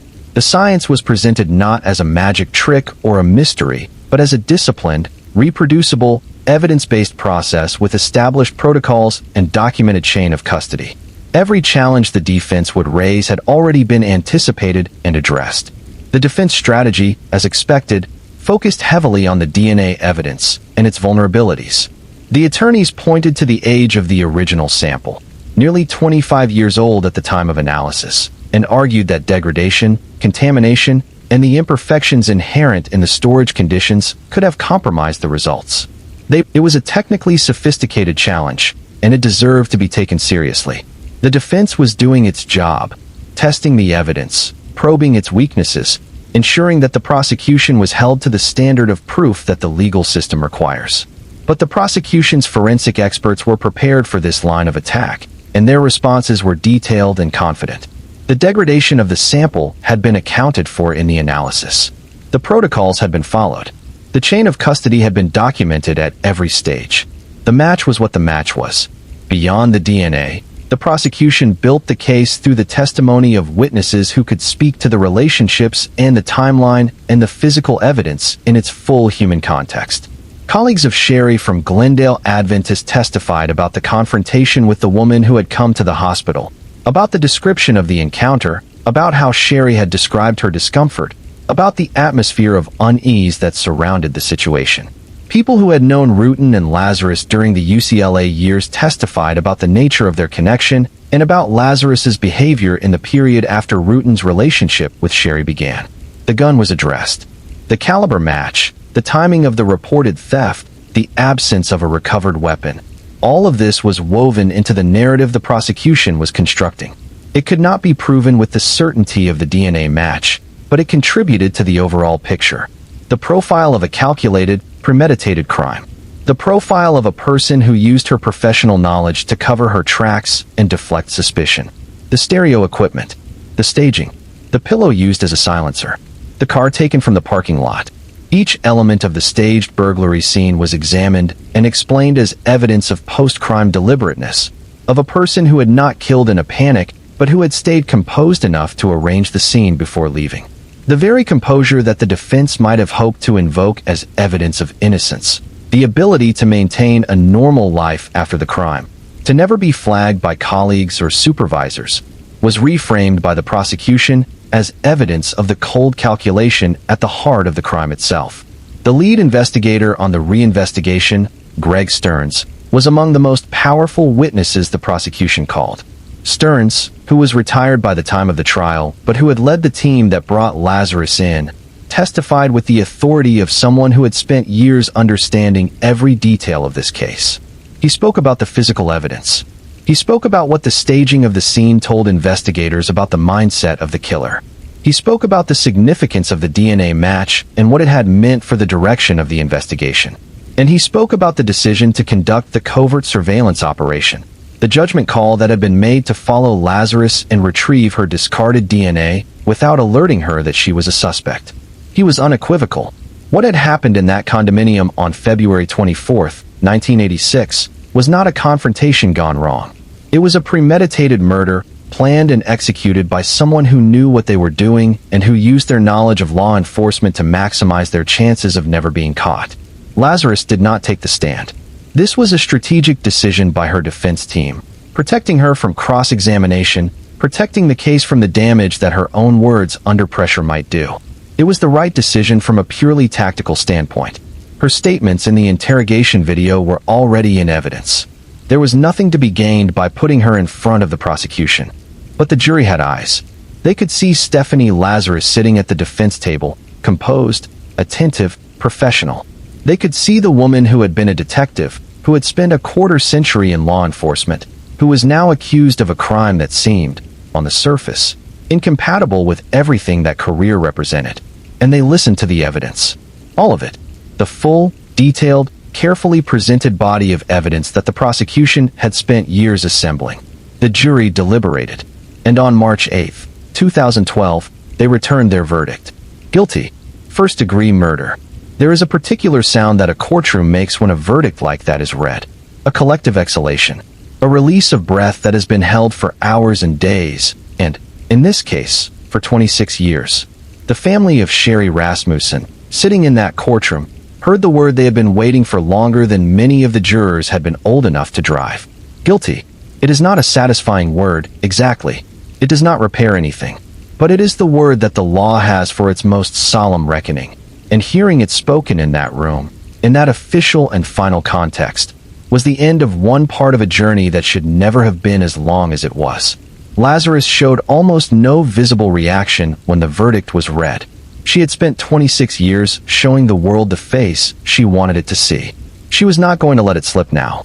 She was sentenced, shortly afterward, to 27 years to life in prison. She was taken into custody and transported to the California Institution for Women in Chino, a correctional facility southeast of Los Angeles. Her LAPD badge and her detective's credentials became items of historical record, filed alongside the case documentation of a career that had ended in the most devastating possible way. The Rasmussen family held each other in that courtroom after the verdict. Sherri's sister Connie, who had been fighting alongside her parents for longer than should have been necessary, allowed herself to feel the weight of what had just happened. Not relief, exactly. Not closure, in the way people use that word as though grief has an off switch. But something. An acknowledgement. A recognition that the world had finally, officially, said the truth out loud. Sherri Rasmussen was murdered. The person who murdered her is being held accountable. That should have been said in 1986. But it was said in 2012. And it was said. The decade that followed Stephanie Lazarus's conviction was, in many ways, the decade of its aftermath. The long, complicated, contested period in which the verdict became the beginning of a new set of legal and emotional battles rather than the end of the old ones. This is not unusual in cases of this magnitude. A first-degree murder conviction with a sentence of 27 years to life does not mean the legal history of the case is finished. It means it has entered a new phase. Lazarus began serving her sentence at the California Institution for Women. By the accounts of those who track her progress within the correctional system, she adapted to prison life with the same controlled competence she had brought to everything else. She was not a troublemaker. She did not rack up disciplinary infractions. She found ways to be useful and productive within the institution structure, establishing the textbook nonprofit, mentoring younger inmates, maintaining the kind of record that parole boards are designed, in part, to respond to. The question of parole first arose seriously in the context of California Senate Bill 260, signed into law in 2013, which mandated that people who had committed their crimes when they were under 18 receive youth offender parole hearings. A subsequent law expanded this principle to cover offenders who were under 23 at the time of their crime. And then, in 2018, Senate Bill 1391 further extended the framework to those who were under 26, bringing Lazarus, who had been 25 at the time of the murder, within the scope of the law. The family and the investigators who testified at the hearing said they did not believe her. Not because human beings cannot change, they can, and the law is built on that premise. But because the specific content and timing and context of her admission suggested that what had changed was her circumstances, not her character.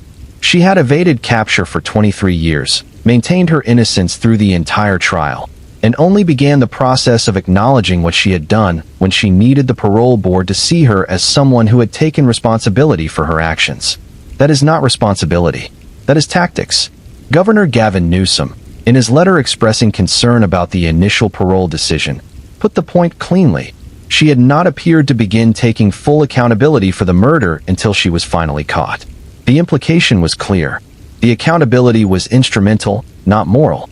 It was the accountability of someone calculating the minimum required for a desired outcome, not the accountability of someone genuinely reckoning with the harm they had caused. The parole was rescinded. Lazarus remained in prison. A second hearing followed in 2025. The parole board, at that hearing, found her unsuitable for release again. The commissioner noted that Lazarus's own version of events, her account of a confrontation that got out of hand, did not match the physical evidence. If the killing had been a mutual struggle, there would have been more biological evidence from Lazarus at the scene. The evidence showed that the violence had been one-directional, Lazarus inflicting it, Sherri fighting desperately to survive it. For the Rasmussen family, each of these hearings is its own ordeal. The system that requires them to show up, to tell their story again, to make the case again that their daughter and sister and friend deserves more weight in the calculation than the parole eligibility of the person who killed her. That system asks a great deal of people who have already given more than enough. Connie Rasmussen has spoken with heartbreaking clarity about what it is like to have to relive the facts of her sister's murder in a formal hearing room every few years, to have to argue against the release of the person who committed it, To have to make the case that justice still matters when the world has largely moved on. She does it because Sherri cannot do it herself. That is the final, irreducible truth that underlies everything about the ongoing legal battles. Sherri Rasmussen cannot speak. She cannot show up at the parole hearing and tell the board who she was and what was taken from her and why the person who took it should not be free. She was 29 years old when she was silenced. Her family has been speaking for her ever since. And the least the world can do, the absolute minimum, is to listen. There are questions that cases like this one leave behind in the air. Questions that do not have simple answers, that resist the impulse to wrap everything in a clean resolution. They hang there, persistent, asking to be engaged with honestly rather than bypassed in the rush toward closure. One of the most important of those questions is this. How do we understand the institutional failure of the Los Angeles Police Department in the Rasmussen case? And what does that failure tell us about the broader relationship between law enforcement and the communities it is meant to serve? The LAPD in 1986 was a department under significant internal pressure. The aftermath of the Hollywood burglars scandal, in which 14 officers had been fired following prosecutions for burglary, had damaged morale and created a climate of internal tension. Chief Daryl Gates, who was overseeing the department during that period, ran an organization that was, by most accounts, intensely focused on its own culture and identity. The Blue Wall, the informal, powerful code that says officers protect each other, that internal problems are handled internally, that the outside world does not get to define who the LAPD is or what it does, was a living reality in that department in 1986. Whether that culture directly contributed to the failure to properly investigate Stephanie Lazarus as a suspect in Sherri Rasmussen's murder is something that cannot be definitively proven. What can be said is that when Nels Rasmussen pointed investigators toward a fellow officer, the investigation did not follow that lead. What can be said is that the information he provided was apparently never formally documented in any way that made it retrievable or actionable. What can be said is that a female cop, in a department where women on the force were still a relatively recent and not always welcomed phenomenon, may have benefited from a double invisibility. First, the invisibility of the institutional loyalty that protects all officers, and second, the invisibility of being a woman in a situation where the prevailing assumption was that the perpetrators were male. The criminalist who found the key DNA evidence and later claimed she had been pressured about her findings adds yet another disturbing thread to this institutional picture. If there was, in any part of the departmental culture, a willingness to shade the direction of evidence analysis toward preferred conclusions, if the science was not allowed to simply be what it was, independent of what investigators wanted to hear, then the DNA evidence that eventually broke the case open was not just delayed by the limitations of the technology. It was potentially suppressed by the limitations of the institution. The Rasmussen family's lawsuit against the LAPD, though ultimately unsuccessful, was a direct confrontation with that institutional failure. They were saying, in the formal language of the legal system, that the department owed them an accounting. That the failures of the investigation were not simply bad luck or the reasonable errors of investigators working with imperfect information, but reflected something more systemic, something that required acknowledgement and response. The lawsuit did not succeed, but the act of bringing it, of standing up in a court of law and saying, officially, that the institution had failed, and that that failure had consequences, and that those consequences deserved to be recognized, was itself a form of accountability. It was the family refusing to allow the narrative of institutional imperfection to be quietly absorbed and forgotten. It was Nels and Loretta Rasmussen saying that what happened to them mattered, that the way the investigation of their daughter's murder was handled was not acceptable, that the people who failed her should not simply be allowed to move on. For people who care about the fairness and accountability of public institutions, and this is a story that speaks directly to that concern, the LAPD's handling of the Rasmussen case is a cautionary example of what happens when institutions are not designed to be genuinely self-critical. When the culture of loyalty overrides the culture of truth. When the investigation is shaped by what the investigators want to find rather than by where the evidence leads. These are not problems unique to the LAPD. They are problems that exist, in varying degrees, in law enforcement agencies across the country. The recognition of those problems, the willingness to name them, to examine them, to design systems and practices that counteract them, is an ongoing project in American policing. The Rasmussen case is one of the most dramatic examples of what those problems look like when they are allowed to run unchecked for decades. There is also a broader social question embedded in this case, a question about women, and about the specific kinds of danger that women face from other women who have become consumed by obsession and jealousy. This dimension of the story tends to be underemphasized, possibly because the image of violent jealousy is more culturally familiar in a male context. We have well-worn narratives about the jealous ex-boyfriend who cannot let go, about the danger that men pose to women who reject them.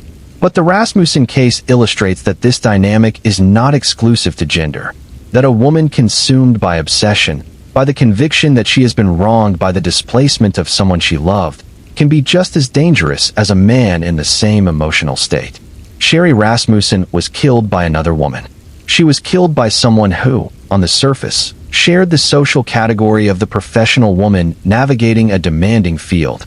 Though Lazarus was in law enforcement and Sherri was in healthcare, both were women who had chosen demanding, service-oriented careers and who had built their professional identities around those choices.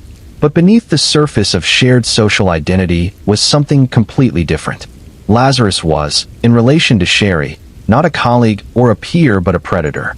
Someone who had fixed a specific destructive intention on a specific human target and who had pursued that intention through a sustained, deliberate, lethal act. The danger was invisible to Sherri until it was too late. The woman who came to the hospital was troubling and uncomfortable, but she did not carry the visible markers that people are trained to associate with physical threat. She was a professional. She was, in her external presentation, a person going through the ordinary distress of an ended relationship. The institutional authority she carried, the badge, the uniform, the professional identity of a police officer, would have made the idea that she was genuinely dangerous harder, not easier, to fully absorb.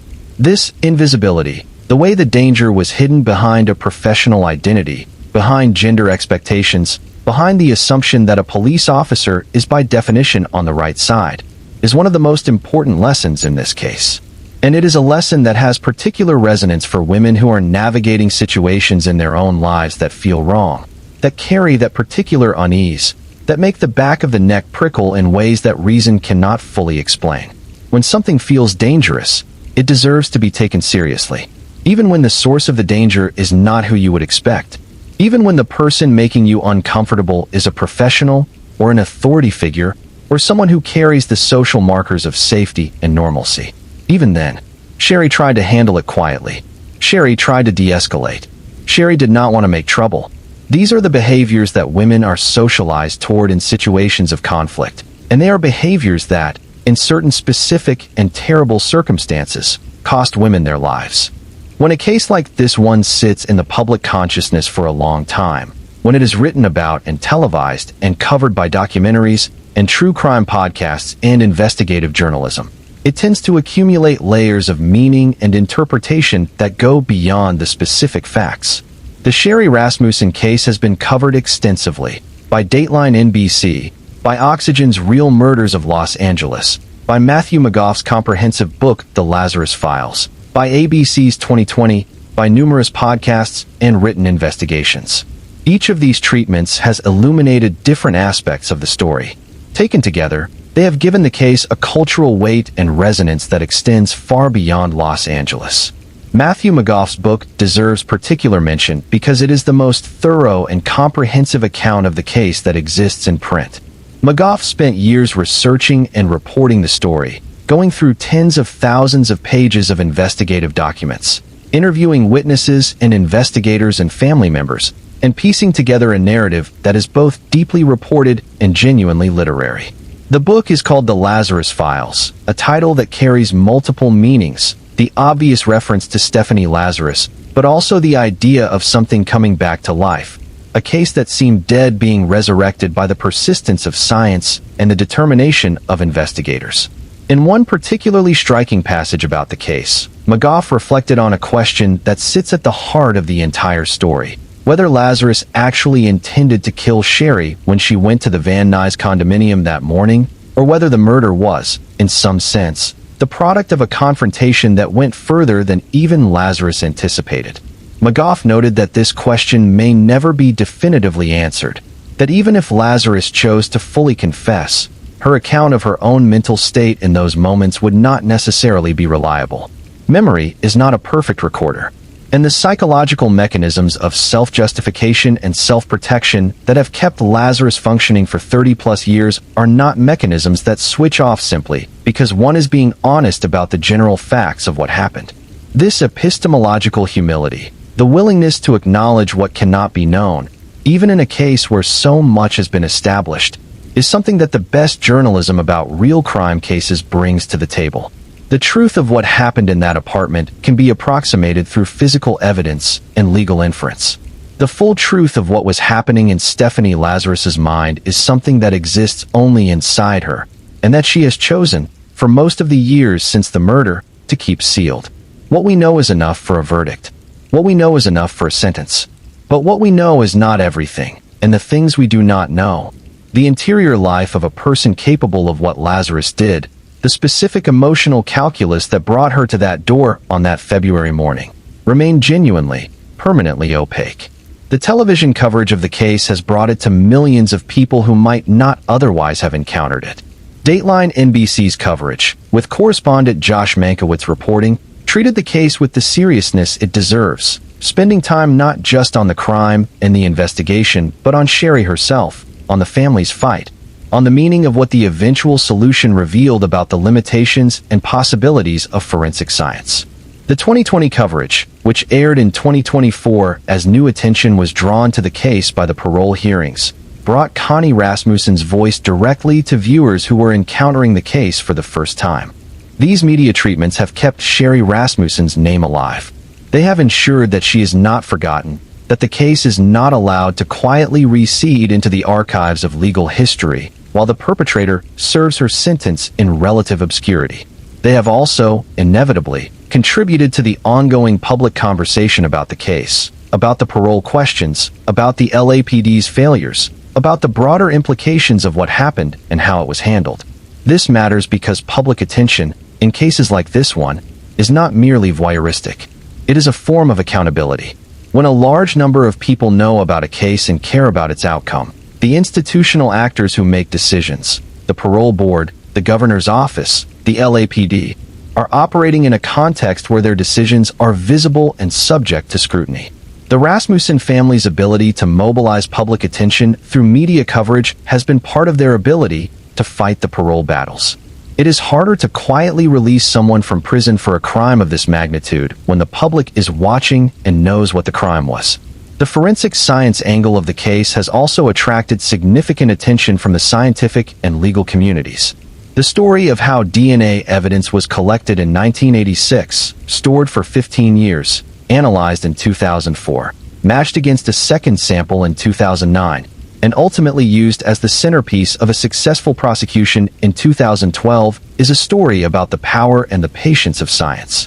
It is a story that has been studied and cited in discussions about cold case investigative strategy, about the importance of proper evidence preservation and storage, and about the appropriate role of DNA evidence in criminal prosecutions.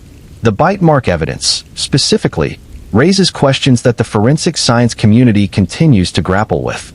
Bite mark analysis, the examination of the pattern of a bite wound and its comparison to the dental record of a suspect, is a forensic discipline that has faced significant scientific scrutiny in recent years. Studies have raised questions about the reliability of bite mark evidence as a form of identification.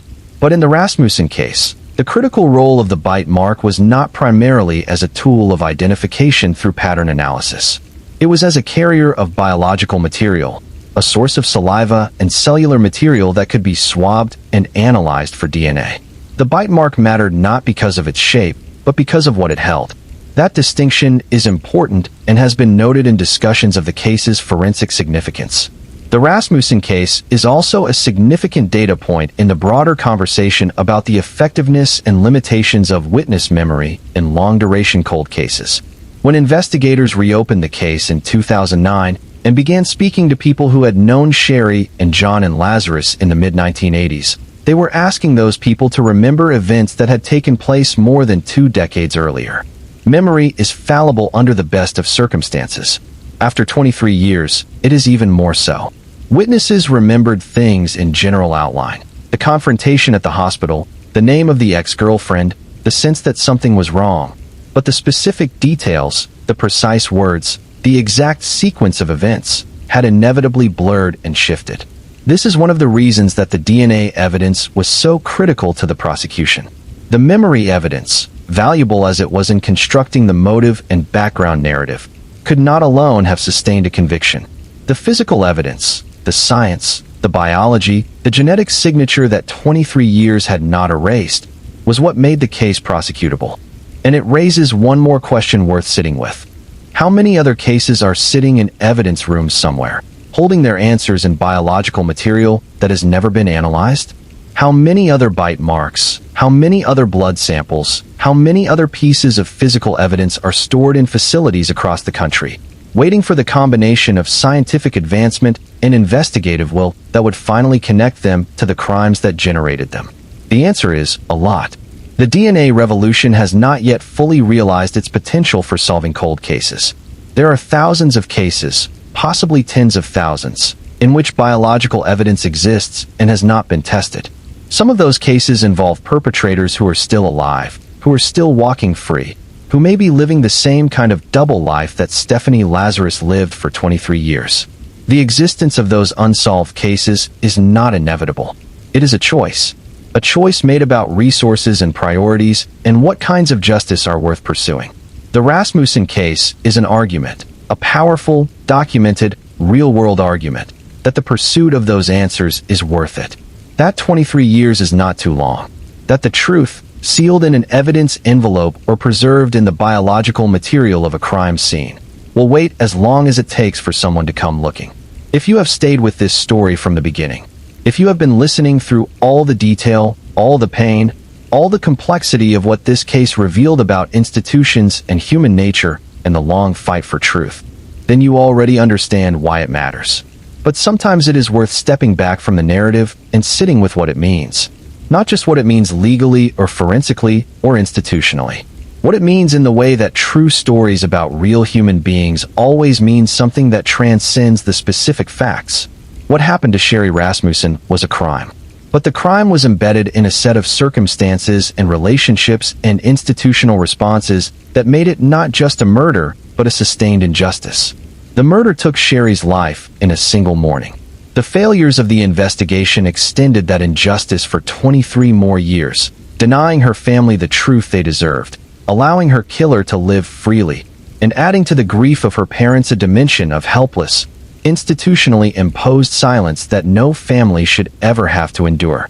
Nels Rasmussen walked into a police station in 1986 and told the truth. He told investigators what he knew, what he suspected, what Sherri had told him about the woman who frightened her. He was right. He was right about all of it. And he spent the rest of his life. He died in 2009, the year of the arrest, without being officially told that he had been right. He died knowing an arrest had been made. But he did not live to hear the verdict. He did not sit in that courtroom on March 8, 2012, and hear the word that confirmed what he had known since 1986. That is the particular grief of being believed too late. Loretta Rasmussen, Sherri's mother, lived to see the conviction. She sat in the courtroom and heard the verdict and felt whatever the complicated, layered, 26-year weight of waiting for that moment finally feels like when it arrives. Not simple relief. Not uncomplicated joy. Something more textured than either. The emotional equivalent of putting down something very heavy after carrying it for so long that the absence of the weight feels strange. Connie Rasmussen, Sherri's sister, became a voice that the world would hear directly.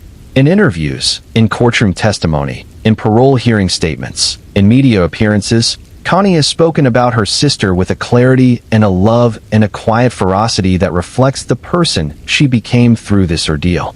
She was not a public figure before any of this. She did not choose to become one.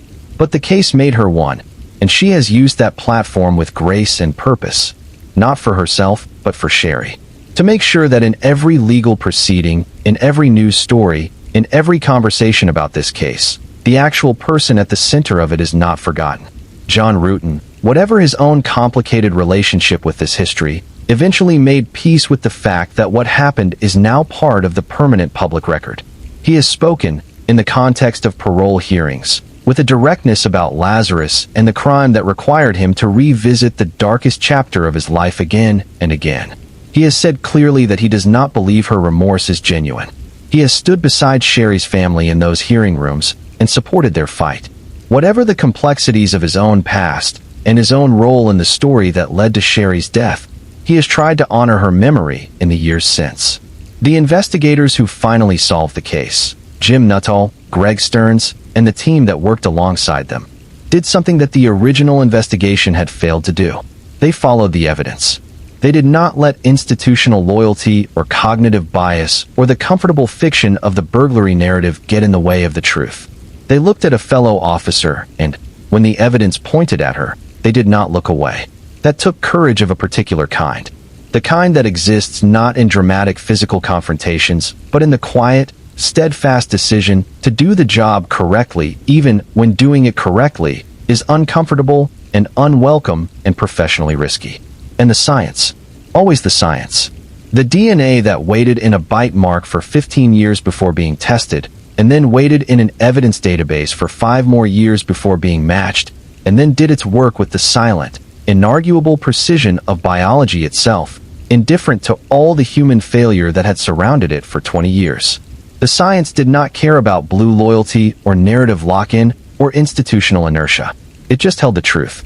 And eventually, human beings, imperfect, fallible, institutional, sometimes courageous, sometimes cowardly, came looking for it. There are also questions that this case raises about the specific experience of women in law enforcement, and about the relationship between the professional identity of being a police officer and the human reality of the person behind the badge. Stephanie Lazarus was one of the early cohort of women to join the LAPD in significant numbers. She entered the department at a time when the culture was still heavily masculine, when women on the force were still navigating their place in an institution that had not been designed with them in mind. What that experience was like for her, how it shaped her sense of self, her relationships, her internal landscape, is something we do not fully know.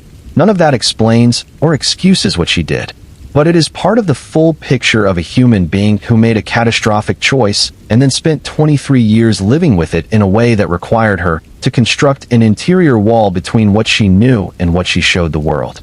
That kind of compartmentalization, the ability to perform a professional identity with complete apparent sincerity while carrying the knowledge of what that professional identity was built on top of, is something that the psychological literature on deception and self-deception finds genuinely fascinating and genuinely troubling.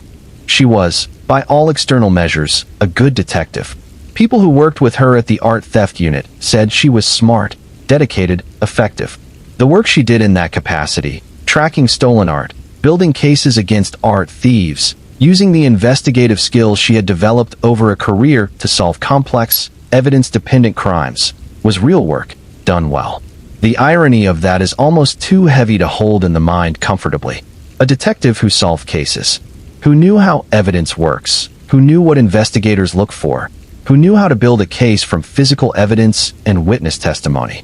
A detective who used all of that knowledge to escape the consequences of a case she herself had created. And then there is the parole story, which continues. Stephanie Lazarus is still in prison as of the time this script was written. She has been denied parole multiple times.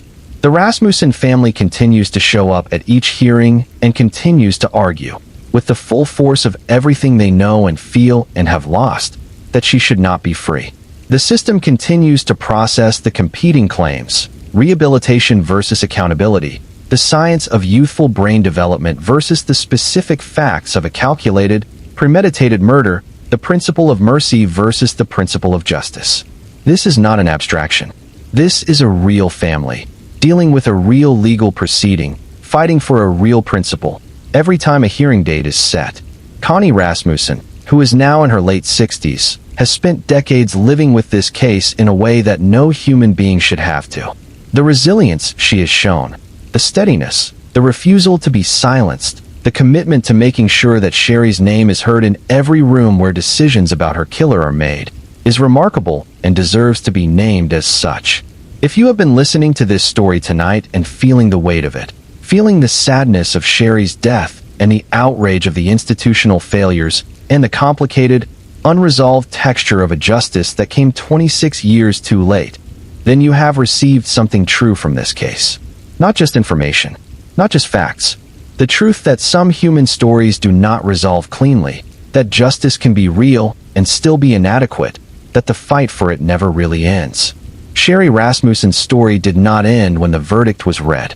It did not end when Lazarus was sentenced. It continues in the courtrooms where her family shows up and speaks her name. It continues in the work of investigators and forensic scientists who look at cold case evidence with new tools and the determination to find what was missed.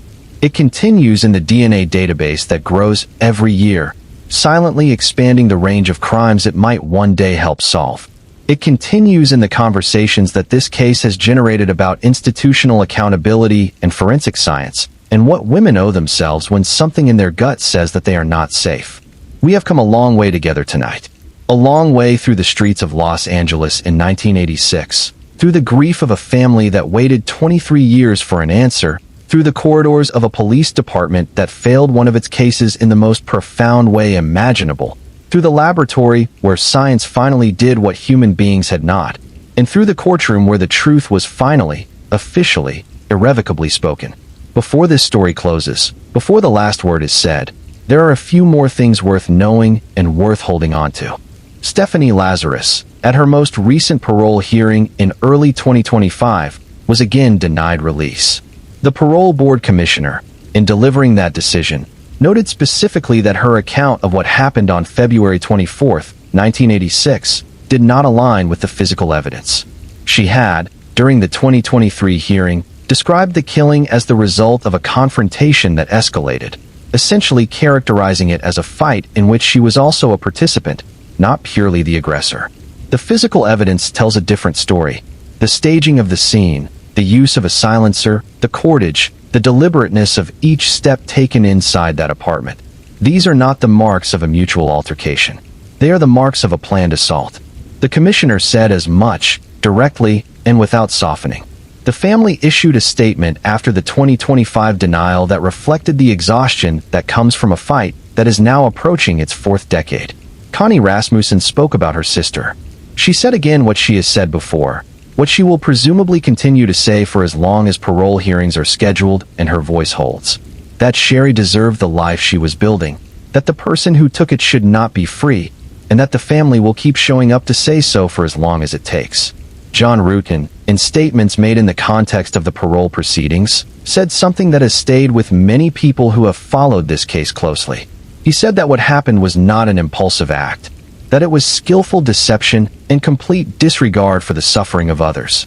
That Lazarus lied for decades until her only option was to pursue parole.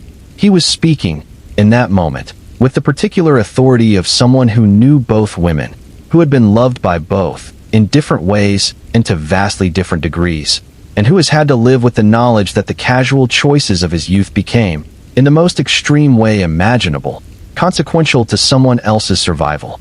The DNA revolution that made this case solvable has continued to advance in the years since. The databases that hold genetic profiles have grown substantially. The techniques for extracting usable material from degraded or partial samples have improved. The integration of DNA databases across jurisdictions has made it possible to catch serial offenders who moved between states. Genealogical DNA testing, the use of publicly available ancestry databases to identify suspects whose DNA is in the system under a relative's name, has opened up an entirely new frontier of cold case investigation, solving murders and rapes and violent crimes that seemed permanently beyond reach. The Rasmussen case was not solved through genealogical DNA. It was solved through the more direct route of identifying a suspect through investigative reasoning and then confirming the identification through a covertly collected sample. But it was solved because someone preserved a swab in 1986, because the technology eventually caught up to what that swab could tell us, and because an investigator picked up a file that was about to be sent to the archives and decided to read it one more time. That last part, the decision to read it one more time, is worth sitting with. Jim Nuttall could have processed the Rasmussen file and moved on. He had other cases. He had other demands on his time and his attention. The file was old, the case was cold, and there was no particular urgency driving the decision to give it one more thorough review before filing it away. But he read it. Carefully. All of it. And he stopped on a detail that other people had not stopped on, or had not connected to its implications, and he followed that detail to where it led. That is what good detective work looks like. Not dramatic revelations. Not Hollywood moments of sudden clarity. It is a person, sitting with a document, reading carefully, thinking, following the logic to wherever it goes, even when it goes somewhere uncomfortable. It is the willingness to be wrong, to revise your understanding of what a case is about when the evidence points in a direction that challenges your assumptions. And it is the courage to follow the evidence to a suspect who is, by every institutional and professional instinct, the last person you wanted to point to. The Rasmussen case is taught, in various contexts, as an example of what happens when these principles are followed and what happens when they are not. The original investigation is a case study in what goes wrong when a narrative is locked in too early. The reinvestigation is a case study in what goes right when an investigator comes to old evidence with fresh eyes and a willingness to be surprised. Together, they form a complete picture, a before and after, that is both instructive and, in the deepest way, heartbreaking. Because the before lasted 23 years, and the families who paid the price of that did not deserve to pay it. There is one final dimension of this story that deserves acknowledgement before this script concludes, and it is the dimension that is perhaps the hardest to hold comfortably. It is the question of what Sherri Rasmussen's life would have looked like if she had survived. She was 29 in 1986. If she were alive today, she would be in her late 60s, the same age as her sister Connie, who has spent those decades without her. She would have continued her career in nursing and hospital administration, almost certainly reaching heights that her trajectory was already pointing toward. She might have published. She might have advocated for healthcare policy. She might have trained hundreds of nurses who would have gone on to touch the lives of thousands of patients. She would have had decades more of her marriage to John, or not. The future is never predictable, but she would have had the future and all the choices that come with it. She might have had children. She almost certainly would have had grandchildren by now, had the mathematics of time been allowed to unfold. None of it happened, because on a February morning, a woman who could not accept that someone she wanted had chosen someone else made a decision that ended all of those possibilities permanently. The full accounting of what was lost, the patients Sherri would have cared for, the nurses she would have trained, the life she would have built, the people she would have loved and been loved by, is not a number that can be calculated. It is the kind of loss that exceeds arithmetic. And yet, Sherri Rasmussen is known. She is remembered. Her name is spoken in courtrooms and hearing rooms and in conversations like this one, by people who never met her, but who have come to understand, through the story of her life and death and the fight for justice that followed, what she meant and what she was worth. The people who loved her made sure of that. They carried her name through 23 years of silence and into the light of a verdict and beyond. They refused to let her be reduced to a cold case number, to a file on a shelf, to a category in a database. She was Sherri Rasmussen, director of nursing, daughter, sister, wife. A woman who dedicated her professional life to caring for people in their most vulnerable moments. A woman who deserved more time and did not get it. That is the truth at the heart of everything. And now, finally, after all this time and all these words and all this grief, you know it too. The truth of this case waited for 23 years before it was officially acknowledged. It waited in an evidence envelope in a storage room. It waited in the cells of biology, patient and precise and utterly indifferent to the human failures that surrounded it. It waited in the hearts of a family that refused to let go. And when it finally came, when the DNA matched and the handcuffs closed and the verdict was read, it came not as a revelation but as a confirmation. A confirmation of what Nels Rasmussen had known since 1986. What Loretta Rasmussen had known. What the evidence, properly read, had been saying all along. The truth does not disappear. It only waits. And to all of you who have been with me through this entire journey tonight, whether you are in bed with the lights off, your phone face up on the pillow, or sitting in your favorite chair with a cup of tea going cold beside you, or walking somewhere in the dark with this voice in your ears, thank you. Thank you for listening to Sherri's story. Thank you for staying until the end. That matters more than you might think. If this video has moved you, if it has made you think, if it has given you something worth holding on to, then please take 30 seconds and press the like button. Subscribe to Mr. Midnight True Crime Stories if you haven't already, so you never miss another story like this one. Leave a comment and tell me where you were watching from tonight, and which part of Sherri's story hit you the hardest. Was it the family's fight? The DNA breakthrough? The interrogation? Let me know. I read every single one. And if you know someone who needs to hear this story, a friend, a sister, a mother, someone who cares about truth and justice and the fight for both, share this video with them. Sherri Rasmussen's name deserves to be spoken as widely as possible. The next story is already waiting. Stay with me. This has been Mr. Midnight True Crime Stories. Good night, and stay safe out there.